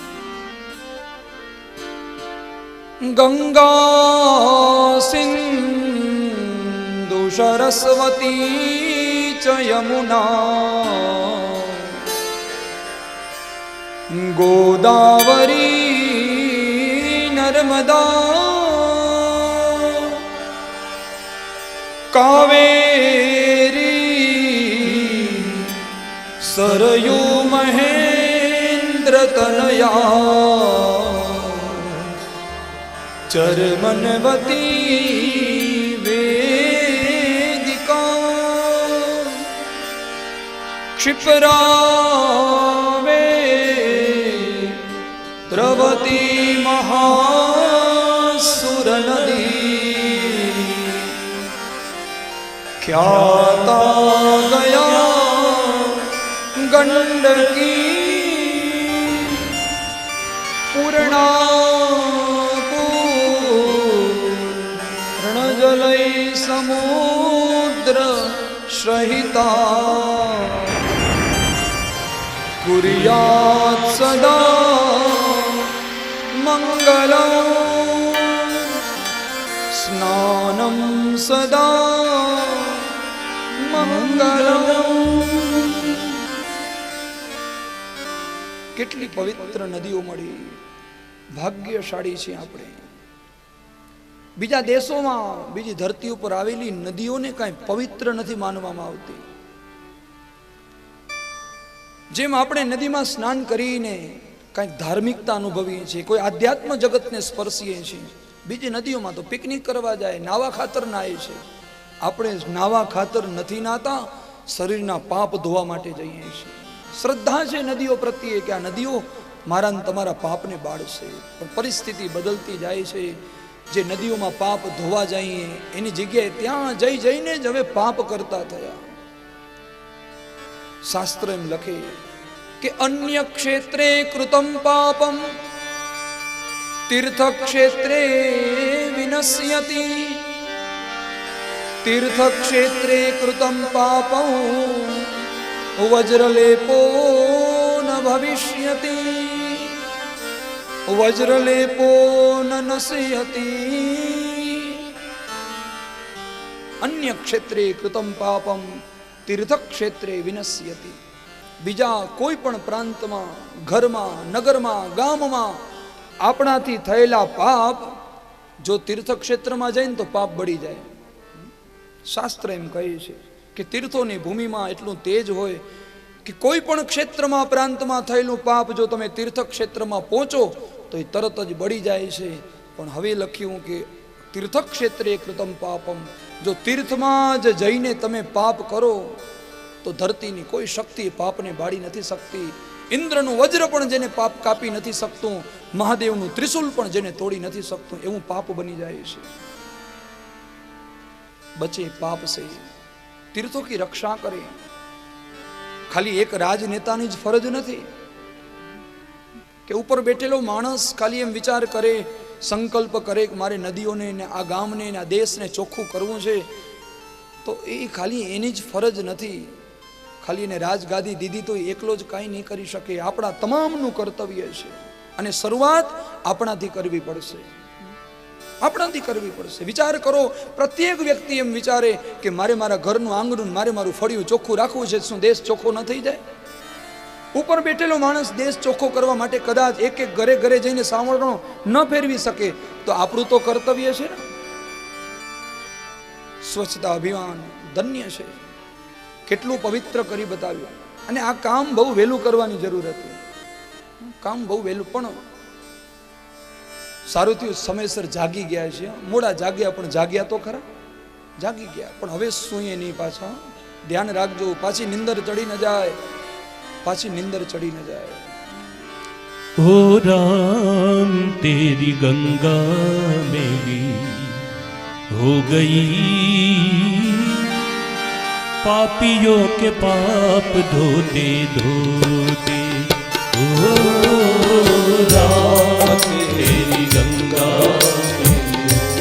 हो गई, पापियों के पाप धोते धोते.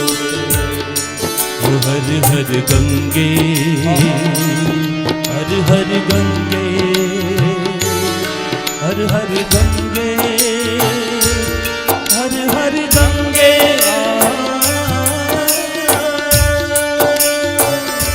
राम तेरी गंगा हो गई, पापियों के पाप धोते धोते,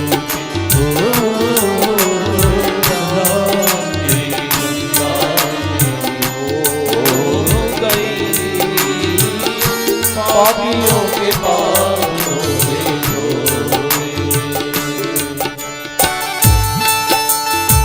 हे माता मंगेरी,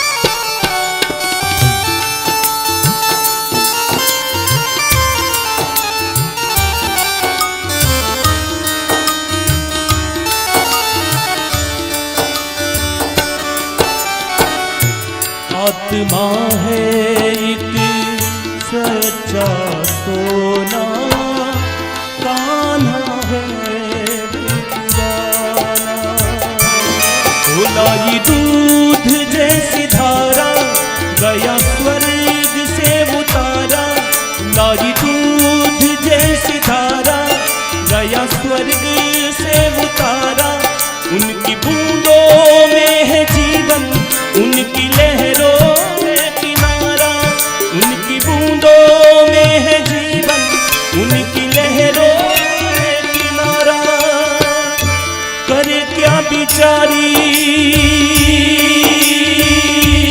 हो, करे क्या बिचारी, वो तो सबके ही पाप धोए, राम तेरी गंगा मेरी हो गई, पापियों के पाप धोते धोते, राम तेरी गंगा मेरी हो गई, पापियों के पाप धोते धोते, पापियों के पाप धोते, पापियों के पाप धोते धोते। धरती पाप का बोझ सह नहीं पाएगी। कहीं हम बोझ रूप तो नहीं बने, जरा देखें। पुण्य न हो तो चलेगा, तीर्थ में जाके यदि आप कुछ दान न कर सको तो चलेगा, तीर्थ में जाके यदि आप कोई सेवा न कर सको तो चलेगा, लेकिन पाप करके मत आइए। जगत की रक्षा के लिए प्रभु ने तीर्थ बनाए हैं, जगत की रक्षा के लिए नदियां बनाई हैं, ये पर्वत, ये वृक्ष।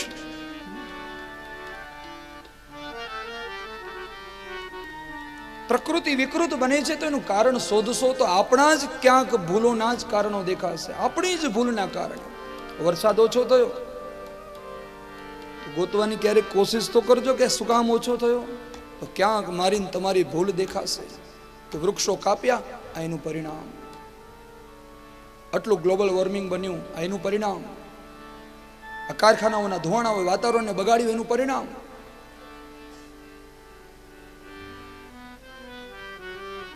મને તમને જીવાડનારા એ વૃક્ષોની જગ્યાએ સિમેન્ટ કોન્ક્રીટના જંગલો બનતા થઈ ગયા.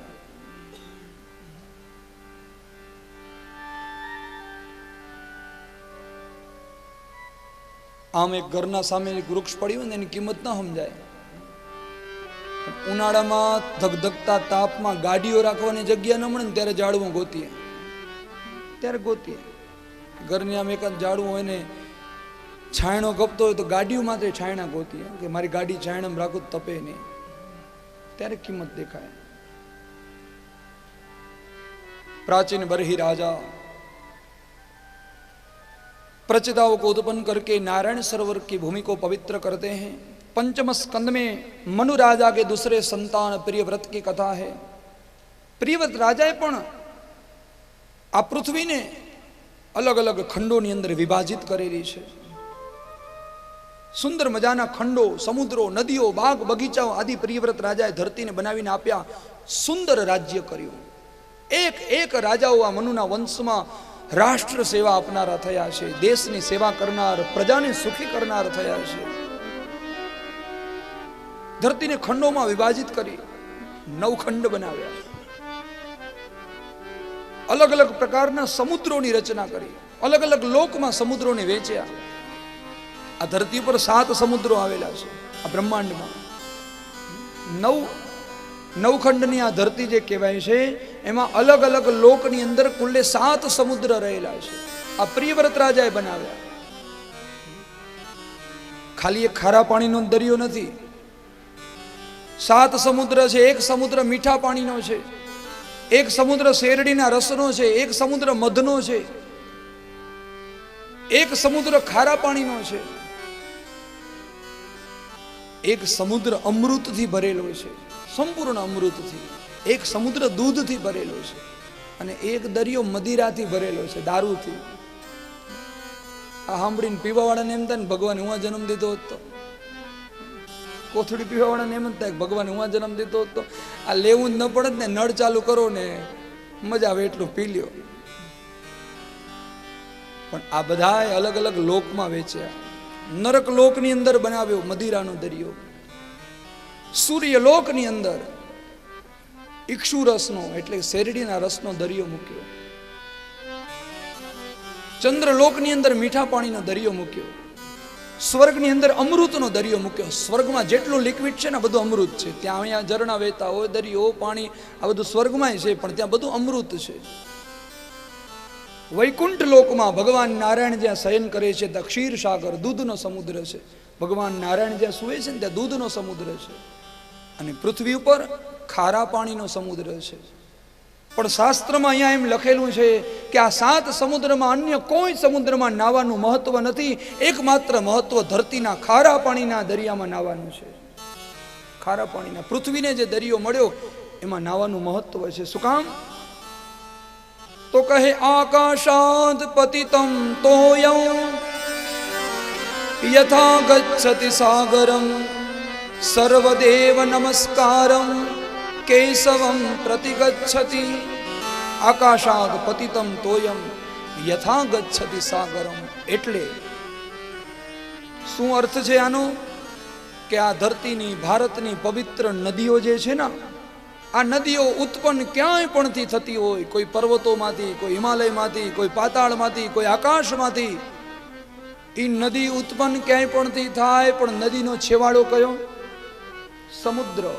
એ નદી અંતે તો સમુદ્રમાં ભળે છે.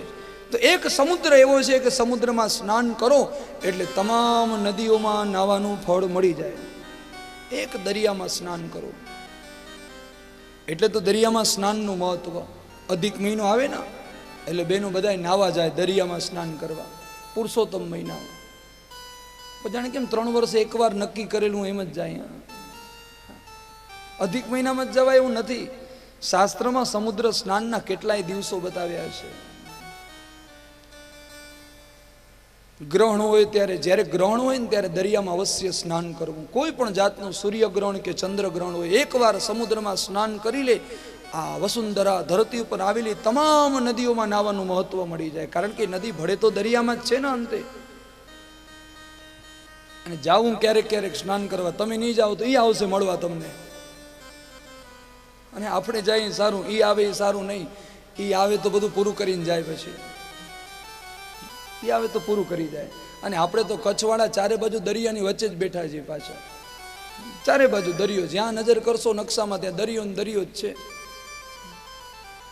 અમારા અમુભાઈ તો હાવ નજીક બેઠા છે બિચારા. આપણે તો 20-25 કિલોમીટર થાય ને એવડું નહીં થતું હોય.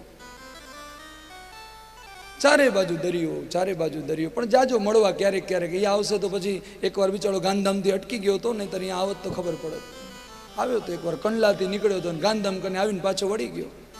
પણ કેવડાને ખેંચતો ગયો, કેવડાને. સમુદ્રો બનાવ્યા પ્રિયવ્રત રાજાએ. એ પ્રિયવ્રત રાજાના વંશમાં નાભી નામનો રાજા થયો. નાભીના વૃષભદેવજી મહારાજ થયા. એ વૃષભદેવજી મહારાજ આપણા ભગવાનના 24 અવતાર પૈકીનો એક અવતાર કહેવાય છે. બોલીએ વૃષભદેવજી મહારાજ કી જય. જૈનોના જે તીર્થંકર કહેવાય છે, એ માત્ર એમના જ દેવતા નથી, જૈન ધર્મ માટે નિશ્ચિત નથી, એ આપણા પણ ભગવાન છે. કૃષ્ણનો જ આ અવતાર છે ઋષભદેવજી મહારાજ. ઋષભદેવજી મહારાજની 100 દીકરીઓ થઈ, ક્ષમા કરજો, ઋષભદેવજી મહારાજની 100 દીકરાઓ થયા. એ 100 દીકરાઓમાંથી 81 કર્મકાંડી થયા, 9 દીકરા 9 યોગેશ્વર થયા, અને એક દીકરો જેનું નામ હતું ભરત, એ આ ભારતની ભૂમિનો રાજા થયો, નવખંડ ધરતીનો માલિક, રાજા ચક્રવર્તી સમ્રાટ ભરત થયો. સમ્રાટ ચક્રવર્તી ભરત. એકવાર ભરત રાજવી બેઠો છે જપમાં, અને મનમાં વિચાર આવ્યો કે આ સંસારની માયાની અંદર હું ક્યાં સુધી રહીશ, આના કરતાં બધું ત્યાગી હું ભક્તિ કરું. મારા પૂર્વજોએ ખૂબ ભક્તિ કરી, હું પણ કરું. બધું ત્યાગી અને ગંડકી નદીના કિનારે પશુપતિનાથના પ્રાંગણમાં આવી અને ભગવાનનું ભજન કરે છે, શાલિગ્રામની પૂજા કરે છે. આપણી ધરતીમાં 2 પથ્થરો એવા છે કે જેને ભગવાન માનવામાં આવે છે. એક તો નર્મદાનો પથ્થર. નર્મદાનો પથ્થર છે ને, એને ભગવાન તરીકે પૂજવામાં આવે. કંકર એટલા શંકર. નર્મદા નદીના પથ્થરને શિવનું રૂપ માનવામાં આવે છે. અને બીજું નેપાળ પશુપતિનાથના પ્રાંગણમાં આવેલી શાલિગ્રામી નદી, જેનું નામ છે ગંડકી નદી, ત્યાંની નદીનો પટનો કોઈ પણ પથ્થર ઉપાડીને લઈ આવો તો એ શાલિગ્રામ કહેવાય. ભગવાન વિષ્ણુનું રૂપ છે, એક શિવ અને એક વિષ્ણુ. નર્મદાના કણકણમાં મહાદેવ બેઠો છે. નર્મદા નદીમાં જાઓ, ત્યાં માલસર, ત્યાં ચાણોદ, કુબેર ભંડારી, ગરુડેશ્વર, શૂલપાણેશ્વર, આ બધી જગ્યાએ જે નદી વહે છે, અમરકંટકમાંથી નીકળીને ભરૂચમાં મળે ત્યાં સુધી તમે નદીનો પટ જોશો તો ઝીણા ઝીણા ઝીણા હજારો કરોડોની સંખ્યામાં શિવલિંગ રહેલા છે. એની કથા કહે કે પૂર્વકાળમાં આ પ્રાંતમાં દુકાળ પડ્યો, એટલો ભયંકર દુકાળ કે જીવ માત્ર મરવા પડ્યો, જીવ માત્ર, કઈ બચ્યું નહીં. પશુ પક્ષીઓ માનવો તમામ સૃષ્ટિ નાશ. અને ઋષિઓએ ભગવાન મહાદેવની આરાધના કરી. હે મહાદેવ ત્રાહિમામ પ્રગટ થાવ. અને ભોળોનાથ પ્રગટ થયો. નીચે જોયું તો ધરતી આટલી બધી પીડામાં, અન્નના કણકણ માટે જીવો તરવડે. ધરતીના પેટાળમાં પાણી ન રહ્યું ક્યાંય. 500 ફૂટ સુધી ખાડા કરો ને તો ધરતીમાં પાણી ન નીકળે, આવી દશા. અને મહાદેવે આ દશા જોઈને, મહાદેવ તો જ્યારે પછી વ્યાકુળ બને, ક્રોધે ભરાય તો તાંડવ સિવાય બીજું કાંઈ ન કરે. ભયંકર તાંડવ નૃત્ય થયું. અને એટલું તાંડવ નૃત્ય કર્યું મહાદેવે કે માણસ છે ને બહુ નૃત્ય કરે ને, નૃત્ય કરે એટલે શરીરમાં પરસેવો વળે, પરસેવા થાય. મહાદેવે નૃત્ય કર્યું ને શરીરમાં પરસેવો જે વળ્યો, એમાં કપાળનો જે પરસેવો વળ્યો હતો. નૃત્ય જ્યારે શાંત થયું, દેવતાઓએ મહાદેવને શાંત કર્યા, એટલે આમ પોતાની તર્જની એટલે પહેલી આંગળીથી કપાળના પરસેવાને લઈને ધરતીમાં પછાડ્યો. અને જેવો પછાડ્યો ત્યાં 12 વર્ષની એક કન્યા ઉત્પન્ન થઈ. 12 વર્ષની કન્યા ઉત્પન્ન થઈને મહાદેવના ચરણમાં આવી, બોલો ભોળાનાથ, હું તમારી દીકરી છું, હું તમારી કન્યા છું, હુકમ કરો, શું કરવા મને પ્રગટ કરી. અને એ દીકરીનું નામ નર્મદા પાડ્યું. નર્મદા. મહાદેવી નર્મદા પ્રગટ થઈ. નર્મ એટલે સુખ, દા એટલે આપનારી. મહાદેવ કે તારું નામ જ નર્મદા છે, તારું કામ છે જગતને સુખી કર. એવી રીતે જળની તું પ્રવાહ વેવડાવ કે આ ધરતીના કણકણની અંદર જળ સમાઈ જાય અને ધરતી જળયુક્ત બને.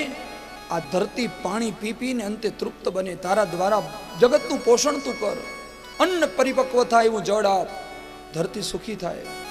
નર્મદાએ કહ્યું, મહાદેવજી તમારી દીકરી છો, મારું નામ સાંકરી છે, મહાદેવની કન્યા કહેવાય છે. ગંગા છે ને એ વિષ્ણુની દીકરી કહેવાય, વિષ્ણુપદી, વિષ્ણુના ચરણમાંથી નીકળેલી છે. સરસ્વતી બ્રહ્માજીની દીકરી કહેવાય, બ્રહ્માજીના કમંડલમાંથી ઉત્પન્ન થઈ છે. અને આ નર્મદા મહાદેવની કન્યા કહેવાય, મહાદેવની દીકરી છે. નર્મદાએ કહ્યું કે ભોળાનાથ 3 શરત મારી છે, 3 વચન મને આપો તો આ ધરતીને જળથી હું તરબોળ કરી દઈશ. બોલો. પહેલું માંગ્યું કે આ ધરતીમાં જ્યારથી મારો પ્રારંભ થાય ને હું જ્યાં સમુદ્રમાં ભળું ત્યાં સુધી મારા સાથે તમામ જગ્યાએ મારી માં ભગવતી પાર્વતી સહિત તમે મારા ભેગા વિરાજમાન રહો. મહાદેવ કહે તથાસ્તુ. જ્યાં જ્યાં તારો પ્રવાહ જશે ત્યાં અણુ અણુમાં હું મારી પત્ની પાર્વતી સહિત તારી સાથે રહીશ. એટલે નર્મદાના પેટાળમાં ઝીણા ઝીણા શિવના રૂપ છે. નર્મદાની પરિક્રમા જેને કરી હશે ને એને ખબર હશે કે નર્મદાના કિનારા ઉપર હજારો શિવલિંગો આવેલા છે, પુરાતન શિવલિંગો. જ્યોતિર્લિંગ કરતાં ક્યાંક એનું મહત્વ છે. એવા શૂલપાણેશ્વર, ગરુડેશ્વર, કુબેર ભંડારી, આવા દિવ્ય લિંગો આવેલા છે. મહાદેવ પોતે વિરાજમાન રહ્યા કિનારા ઉપર. બીજું વચન માંગ્યું કે આ ધરતી ઉપર એટલા જીવો મૃત્યુ પામ્યા છે, આ બધા જીવોને તારશે કોણ? પણ મને વચન આપો કે મારા પ્રભાવ વડે કરીને બધા જીવોની મુક્તિ થાય અને મારા કિનારા ઉપર આવીને ભવિષ્યમાં કોઈ પણ સંતાન એક જવના દાણા જેટલું પિંડ આપી જાય કે મારા પિતાની મારી માની મુક્તિ થાય તો એની 71 પેઢી મહાદેવ તરવી જોઈએ. મહાદેવ કહે તથાસ્તુ, જા.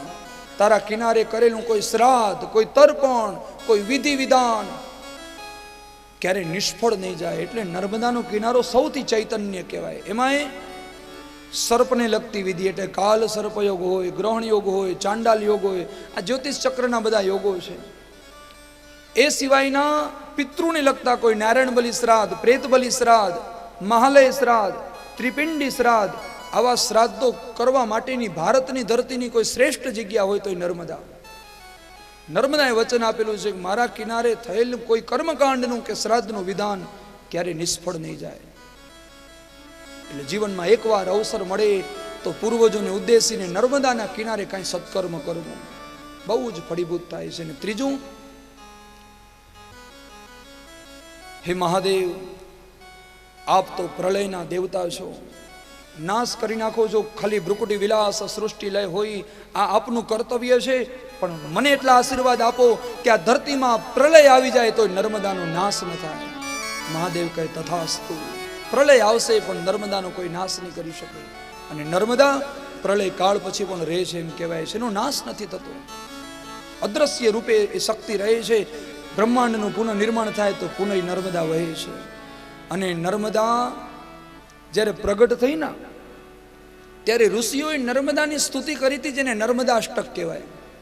આ નર્મદા અષ્ટકમાં નર્મદા નદી ક્યાં ક્યાંથી વહેશે એનું આજથી હજારો વર્ષો પહેલા વાત થઈ ગઈ હતી. હજારો વર્ષો પહેલા, આજથી આ 12-15 હજાર વર્ષ પહેલાનો ઇતિહાસ કહું છું તમને, કે જ્યારે ધરતી પર નર્મદા નદી આવી એના પહેલાનો.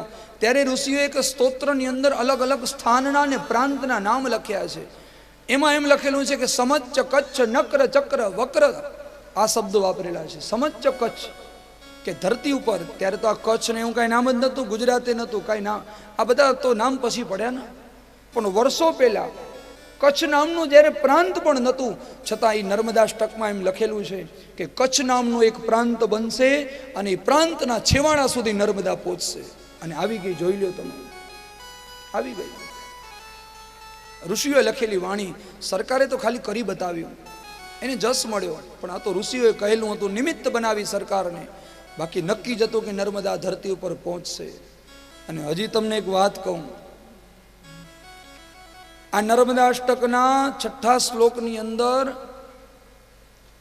તિરુવનંતપુરમ જે દક્ષિણનો પ્રાંત આવેલો છે એની આજુબાજુના જે ક્ષેત્ર છે એ ક્ષેત્રના નામોનો ઉલ્લેખ છે. એટલે હજી ભવિષ્યની અંદર એમ કહેવાય છે કે આ નર્મદા નદીનો પ્રવાહ છેક દક્ષિણ સુધી પહોંચશે. દક્ષિણ પ્રાંતમાં જળની અછત વર્તાશે અને એટલી ભયંકર અછત વર્તાશે કે દક્ષિણ પ્રાંતવાળા લોકોને નર્મદા નદીને ત્યાં સુધી લઈ જવી પડશે અને એ જળથી તૃપ્ત બનશે. વિચાર કરો આ નર્મદાનો પ્રવાહ કેવો હશે. હજી તો કચ્છ સુધી પહોંચી, 400 કિલોમીટર જ કહેવાય આપણું તો, જ્યાંથી નર્મદાનો પ્રવાહ અહીંયા પહોંચ્યો. પણ દક્ષિણ તો ક્યાં આવ્યો, હજારો કિલોમીટર, અને ત્યાં સુધી પણ નર્મદા પહોંચશે એવો સ્તોત્રમાં ઉલ્લેખ બતાવેલો છે. અને આ બધા પ્રાંત બન્યા નહોતા એના પહેલાનો ઉલ્લેખ. એટલે ઋષિઓની વાણી ક્યારે ખોટી ન હોઈ શકે. આ નર્મદાના નદીના પથ્થરને નર્મદેશ્વર મહાદેવ કહેવાય છે. એવી જ રીતે પશુપતિનાથમાં આવેલી ગંડકી નદીના પથ્થરને શાલિગ્રામ કહેવાય છે. આ ભરત રાજા શાલિગ્રામની પૂજા કરતા કરતા એક દ્રશ્ય જોયું. એક હરણી પાણી પીવા આવી, ગર્ભિણી હતી, પાણી પીતી હતી ને એમાં એક સિંહે ત્રાળ પાડી. સિંહની ગર્જના થઈ ને હરણીને થયું કે આ સિંહ મને મારી નાખશે, હું મારા બાળકને બચાવી લઉં. અને હરણી નદીને ટપવા માટે કૂદકો માર્યો. એ માં હરણી કૂદકો મારીને સામે પડી ગઈ અને મરણ પામીને એટલી બધી તાકાતથી કૂદકો માર્યો કે ગર્ભ સ્રવી ગયો. પેટમાં રહેલું બાળક સ્રવી ગયું ને નદીમાં પડ્યું. અને ભરત રાજા જ્યાં જપ કરતા હતા ને ત્યાં બાળક આવ્યું તરતું. એને એમ કે આ બાળક મરી જશે, એટલે રાજા ભરતે બાળકને લઈ લીધું, પોતાના ઝોપડામાં લઈ આવ્યો. તમામ સમૃદ્ધિનો ત્યાગ કરીને ભરત રાજા ગંડકી નદીએ ત્યાગ કરીને તપશ્ચર્યા કરવા આવેલો અને હરણીના મોંમાં પાછો ફસાણો. હરણના બચ્ચામાં એટલો પ્રેમ લાગ્યો કે ભજન છૂટી ગયું ભજન. ભગવાનનું નામ ઓછું બોલાય પણ આખો દી હરણના બચ્ચાને રમાડ્યા કરે. અને નાનું બાળક તો રમાડવું બધે ન ગમે, કોને ન ગમે? નાનું બાળક હોય, કાલું ગેલું ઘરમાં બોલતો હોય, વાતો કરતો હોય.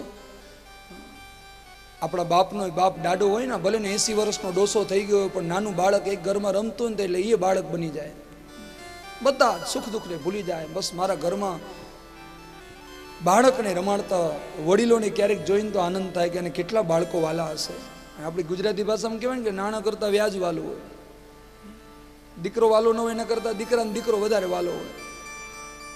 પણ નાના નાના બાળકોને રમાડતા રમાડતા એ વડીલો પણ બાળક બની જાય. આમ બાપા દીકરાને રમાડતા હોય ને, એક મકોડો નીકળતો હોય બાપા પાસે એમ બોલે જો દીકરા મતોડો જાય. હવે એને મકોડો બોલતા નથી આવડતો, પણ પોતે તોતડો બની ગયો પોતાના બાળકો માટે.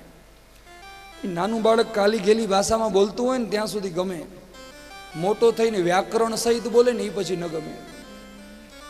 નાનું હોય ત્યાં સુધી તો બધું ગમે, પણ પછી સાચું વ્યાકરણ સહિત આમ એકદમ છંદ ને સંધિ જોડીને બોલે ને ત્યારે કડવો લાગે કે હવે આ દીકરો કાંઈક બોલનારો થયો છે.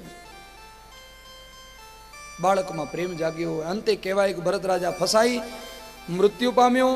હરણમાં જીવ હતો એટલે બીજો જન્મ હરણ તરીકે થયો. માણસ મૃત્યુ પામે ત્યારે જેનું ચિંતન કરે એ બીજો અવતાર મળે છે. હરણનું ચિંતન કરતા કરતા મર્યો, કાલંજર પર્વતમાં હરણ બન્યો. પૂર્વ જન્મની સ્મૃતિ હોવાના કારણે ત્યાં પણ દેહ છોડ્યો. બ્રાહ્મણના ઘરે જન્મ થયો, ત્યાં પણ નામ ભરત પડ્યું. પણ આ વખતે ગાંડો થઈ ગયો. ગાંડો હતો નહીં, થઈ ગયો એમ લખેલું છે. હતો નહીં, ગાંડા હોવાનું નાટક કરતો હતો. શું કામ? કે સંસારની માયામાં ફસાય નહીં. બાપ કર્મકાંડી બ્રાહ્મણના ઘરમાં હતા. બાપા રોજ ધોતી પહેરીને સત્યનારાયણના કથામાં નીકળે. એટલે ભરતને કે હાલ દીકરા કથા કરવા.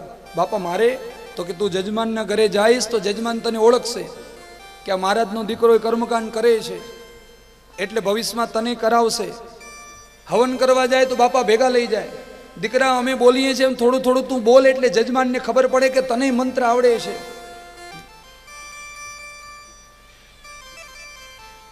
ભરત કહે કે આ તો જરા ખોટું થાય છે, આ બધું હું કરીશ ને શીખીશ તો પછી બાપાને મારા માયા જાગશે, દીકરો કમાઈને દેશે, મારે શીખવું જ નથી. 24 વર્ષનો થયો ભરત, 24 અક્ષરનો ગાયત્રી મંત્ર પણ ન શીખ્યો. બાપા ગુજરી ગયા. ભાઈઓના હાથમાં ભરત આવ્યા. ભાભીઓ કામ બતાવવા માંડ્યા, પણ ભાભીઓને કામ બગાડે. વાસણો ધોવા મૂકે તો વાસણોને કૂવામાં ઘા કરી દે, કપડાં ધોવા મૂકે તો કપડાં ફાડી નાખે. એટલે ભાભીઓએ ઘરમાંથી કાઢ્યો. ભાઈ પાસે ખેતરમાં આવ્યો. ખેતરમાં કેટલા બધા ઉત્પાદ મચાવ્યા, કારણ કે ભાઈ મને છોડી દે. અને ભાઈઓએ ભરતને ખેતરમાંથી કાઢી મૂક્યો. એકલો ભરત થયો, જંગલમાં ભટકવા માંડ્યો. અને એમાં રહુગણ રાજા સાથે એક મિલન થયું. એ કથા બતાવે છે. ભૃગુતીર્થનો એક રાજા, રહુગણ રાજા કપિલ મુનિના આશ્રમમાં વિદ્યા મેળવવા જતો હતો, પણ પાલખી ઉપડાવીને જતો હતો. ભરત મળ્યો એટલે ભરત પાસે પાલખી ઉપડાવી. સમ્રાટ ચક્રવર્તી ભરત વિચાર કરે કે એક દિવસ હું પાલખીમાં બેસતો, આજ કોઈને ઉપાડવી પડી. આ કીર્તારનું કાંઈ કર્મ હશે, કરવું પડશે મારે. અને અંતે રહુગણ રાજા આમ ભરત પાલખી ઉપાડતા ના, એટલે મારાથી કોઈ પાપ ન થઈ જાય એમ વિચારીને જેવો કીડીઓનો રાફડો મારે એટલે કૂદકો મારે, પાલખી ઉછળે. રહુગણ રાજાનું મસ્તક સ્તંભ સાથે પછડાણું. રાજા ઉતરીને ખડગ હાથમાં લઈને ભરતને મારવા માટે જાય. અને ત્યાં તો ભરતના કંઠમાં યજ્ઞોપવી જનોઈ જોઈને કહે કે તું બ્રાહ્મણ છો? તો કે હા. અને ત્યારે રહુગણ રાજા બોલ્યો કે ના હમ વિસંકે સુરરાજ વજ્ર, હું ઇન્દ્રના વજ્રથી નથી ડરતો, મહાદેવના ત્રિશુલથી નથી ડરતો, અરે યમના પાસથી કે દંડથી નથી ડરતો, ડરું છું બ્રાહ્મણ કુળના અપરાધથી. મારાથી બ્રાહ્મણનું પાપ ન થઈ જાય. તું બ્રાહ્મણ છો, મને ક્ષમા કરી દે ભાઈ, મેં ખડગ ઉગામ્યું તારી સાથે. ભરતે જ્ઞાનની વાત કરી, સરસ મજાની વાતો કરીને રહુગણ રાજાને સમજાણું કે આ કોઈ સામાન્ય નથી, કોઈ જ્ઞાની છે. કોણ છો ભાઈ, તું ગાંડા જેવો લાગસ? ભરત કે આજ ગાંડા જેવો લાગુ છું, પણ એક દિવસ સમ્રાટ ચક્રવર્તી આ ભારતની ભૂમિનો માલિક હતો, પણ આ બધું છોડ્યું અને હરણમાં ફસાણો. આ દશા. ઘણું બધું જ્ઞાન આપ્યું. અને અંતે રવગણ રાજા ગયા. આ બાજુ ભરત જંગલોની અંદર માં ભગવતી જગદંબા મહાકાલીને નરબલી આપવાનું છે, બલિદાન આપવા માટે કેટલાક શુદ્રો એને લઈ ગયા. માં જગદંબા ભગવતીને ભરત પ્રાર્થના કરે છે, માને પ્રાર્થના કરે, હે માં, પૂર્વ જન્મમાં ઘણા ઘણા પાપ મારાથી થયા છે, આ જન્મમાં મને છોડાવજો.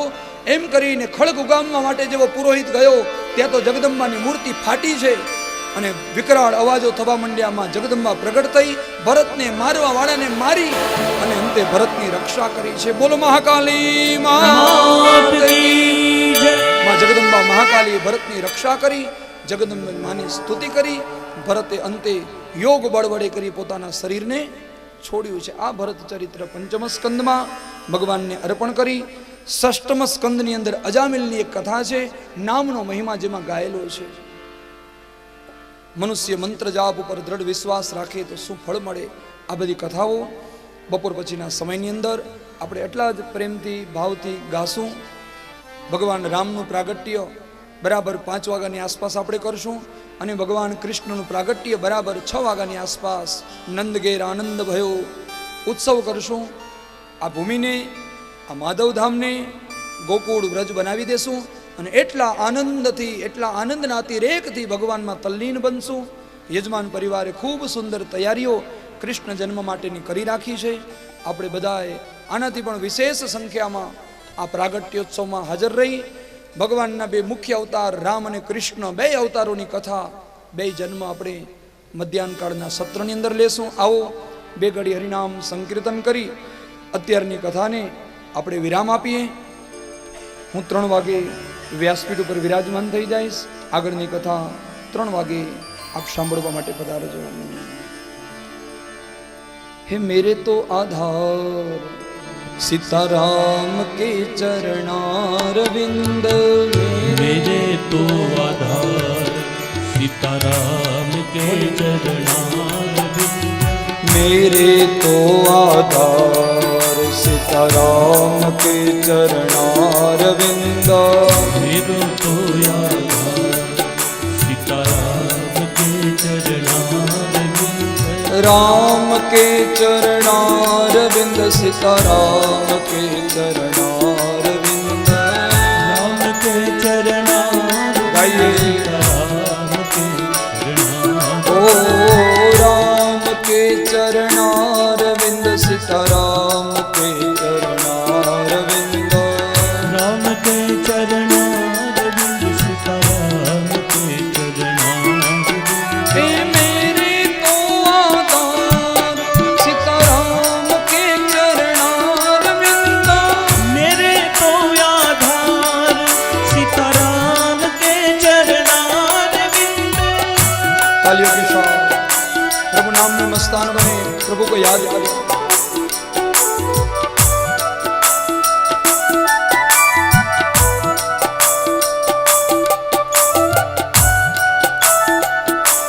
श्री हरि श्री राधे.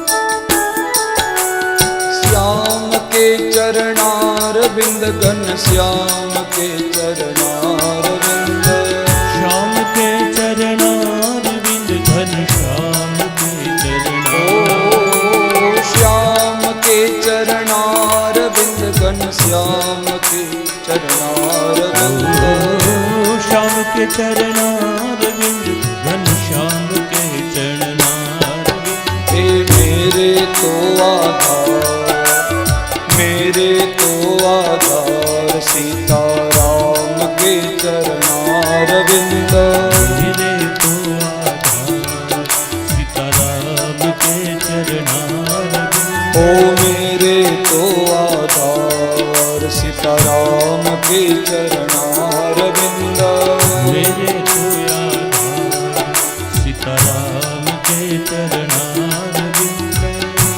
जय हो श्री राधे.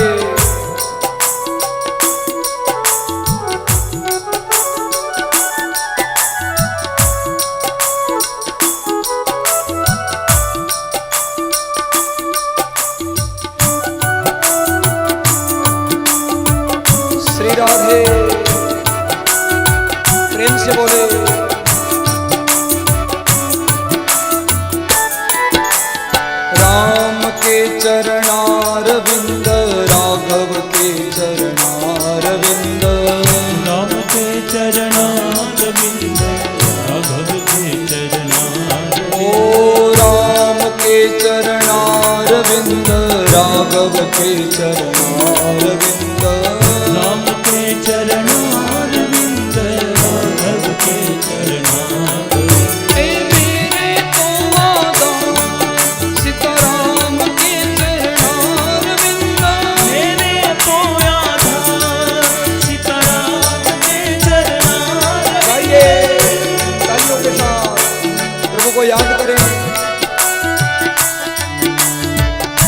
नाम की भूख जगाए।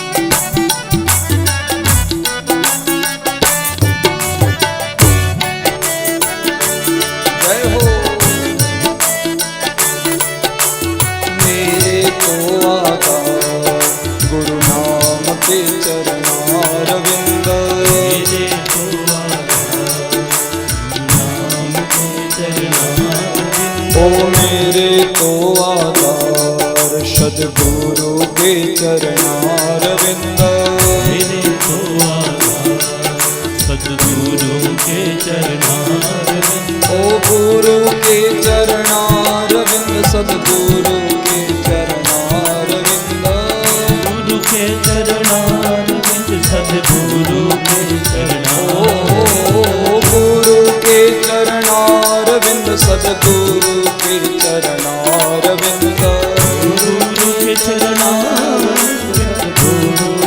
चरणारविंद, मेरे तो आधार सदगुरु के चरणारविंद, राधे गुरु के चरणारविंद, ओ गुरु के चरणारविंद, गुरु के चरणारविंद, सदगुरु के चरणारविंद, गुरु के चरणारविंद, सदगुरु के चरणारविंद, गुरु के चरणारविंद, सदगुरु के चरणारविंद, गुरु के चरणारविंद, सदगुरु के चरणारविंद, गुरु के चरणारविंद, सदगुरु के चरणारविंद, गुरु के चरणारविंद, ओ गुरु के चरणारविंद, गुरु के चरणारविंद, मेरे गुरु के चरणारविंद, गुरु के चरणारविंद, मेरे गुरु के चरणारविंद, गुरु के चरणारविंद, सदगुरु के चरणारविंद, गुरु के चरणारविंद, सदगुरु के चरणारविंद, गुरु के चरणारविंद, सदगुरु के चरणारविंद, गुरु के चरणारविंद, सदगुरु के चरणारविंद, सदगुरु के चरणारविंद। बोलिए सदगुरुदेव भगवान की जय, बालकृष्ण भगवान की, भागवत भगवान की जय, मकलेश्वर महादेव की जय। नमः पार्वती पतये हर हर महादेव।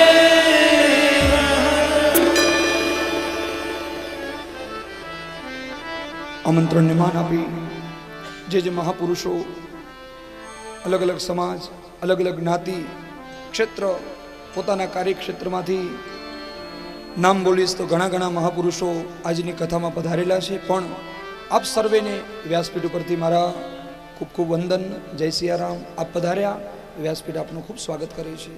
યજમાન પરિવાર વતી પણ હું આપનું ખૂબ ખૂબ અભિવાદન અને સ્વાગત કરું છું। ધન્યવાદ, આપ પધાર્યા। आओ दूध गाय भगवान ने दूध पिवड़ावी। थे तो यारो गोजी नंदलाल, कटोरो ल्याई दूधरो। थे तो यारो गोजी नंदलाल, कटोरो ल्याई दूधरो। थे तो यारो गोजी नंदलाल, कटोरो लाई दूधरो। थे तो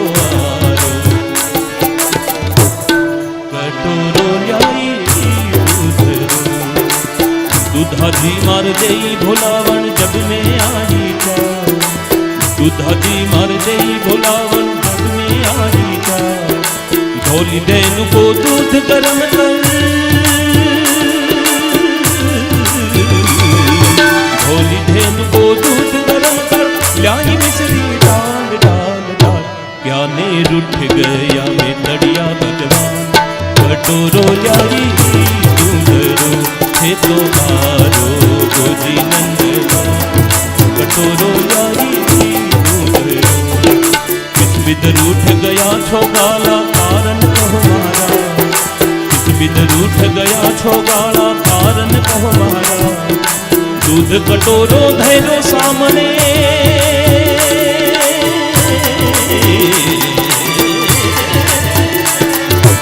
दूध कटोरो धैरो सामने। जीवन रे कहीं लाज लाज लाज, भूखा रे मरधा थारा गाल।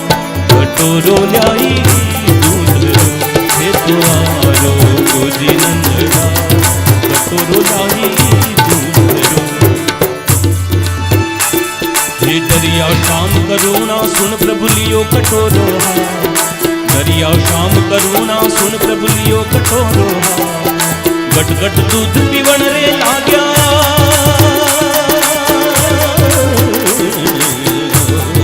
गट गट दूध पीवण रे लाग्या कार बुझारा नाथ नाथ नाथ हरी राधे है भगता हरी रात कटोरो लाई हे तो आरो बुझी नंदलाल कटोरो लाई श्री कृष्ण गोविंद हरे मुरारे हे नाथ नारायण वासुदेवा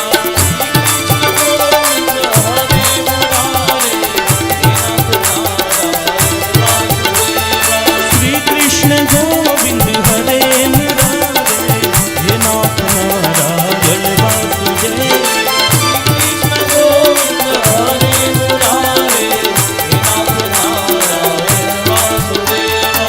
श्री कृष्ण गोविंद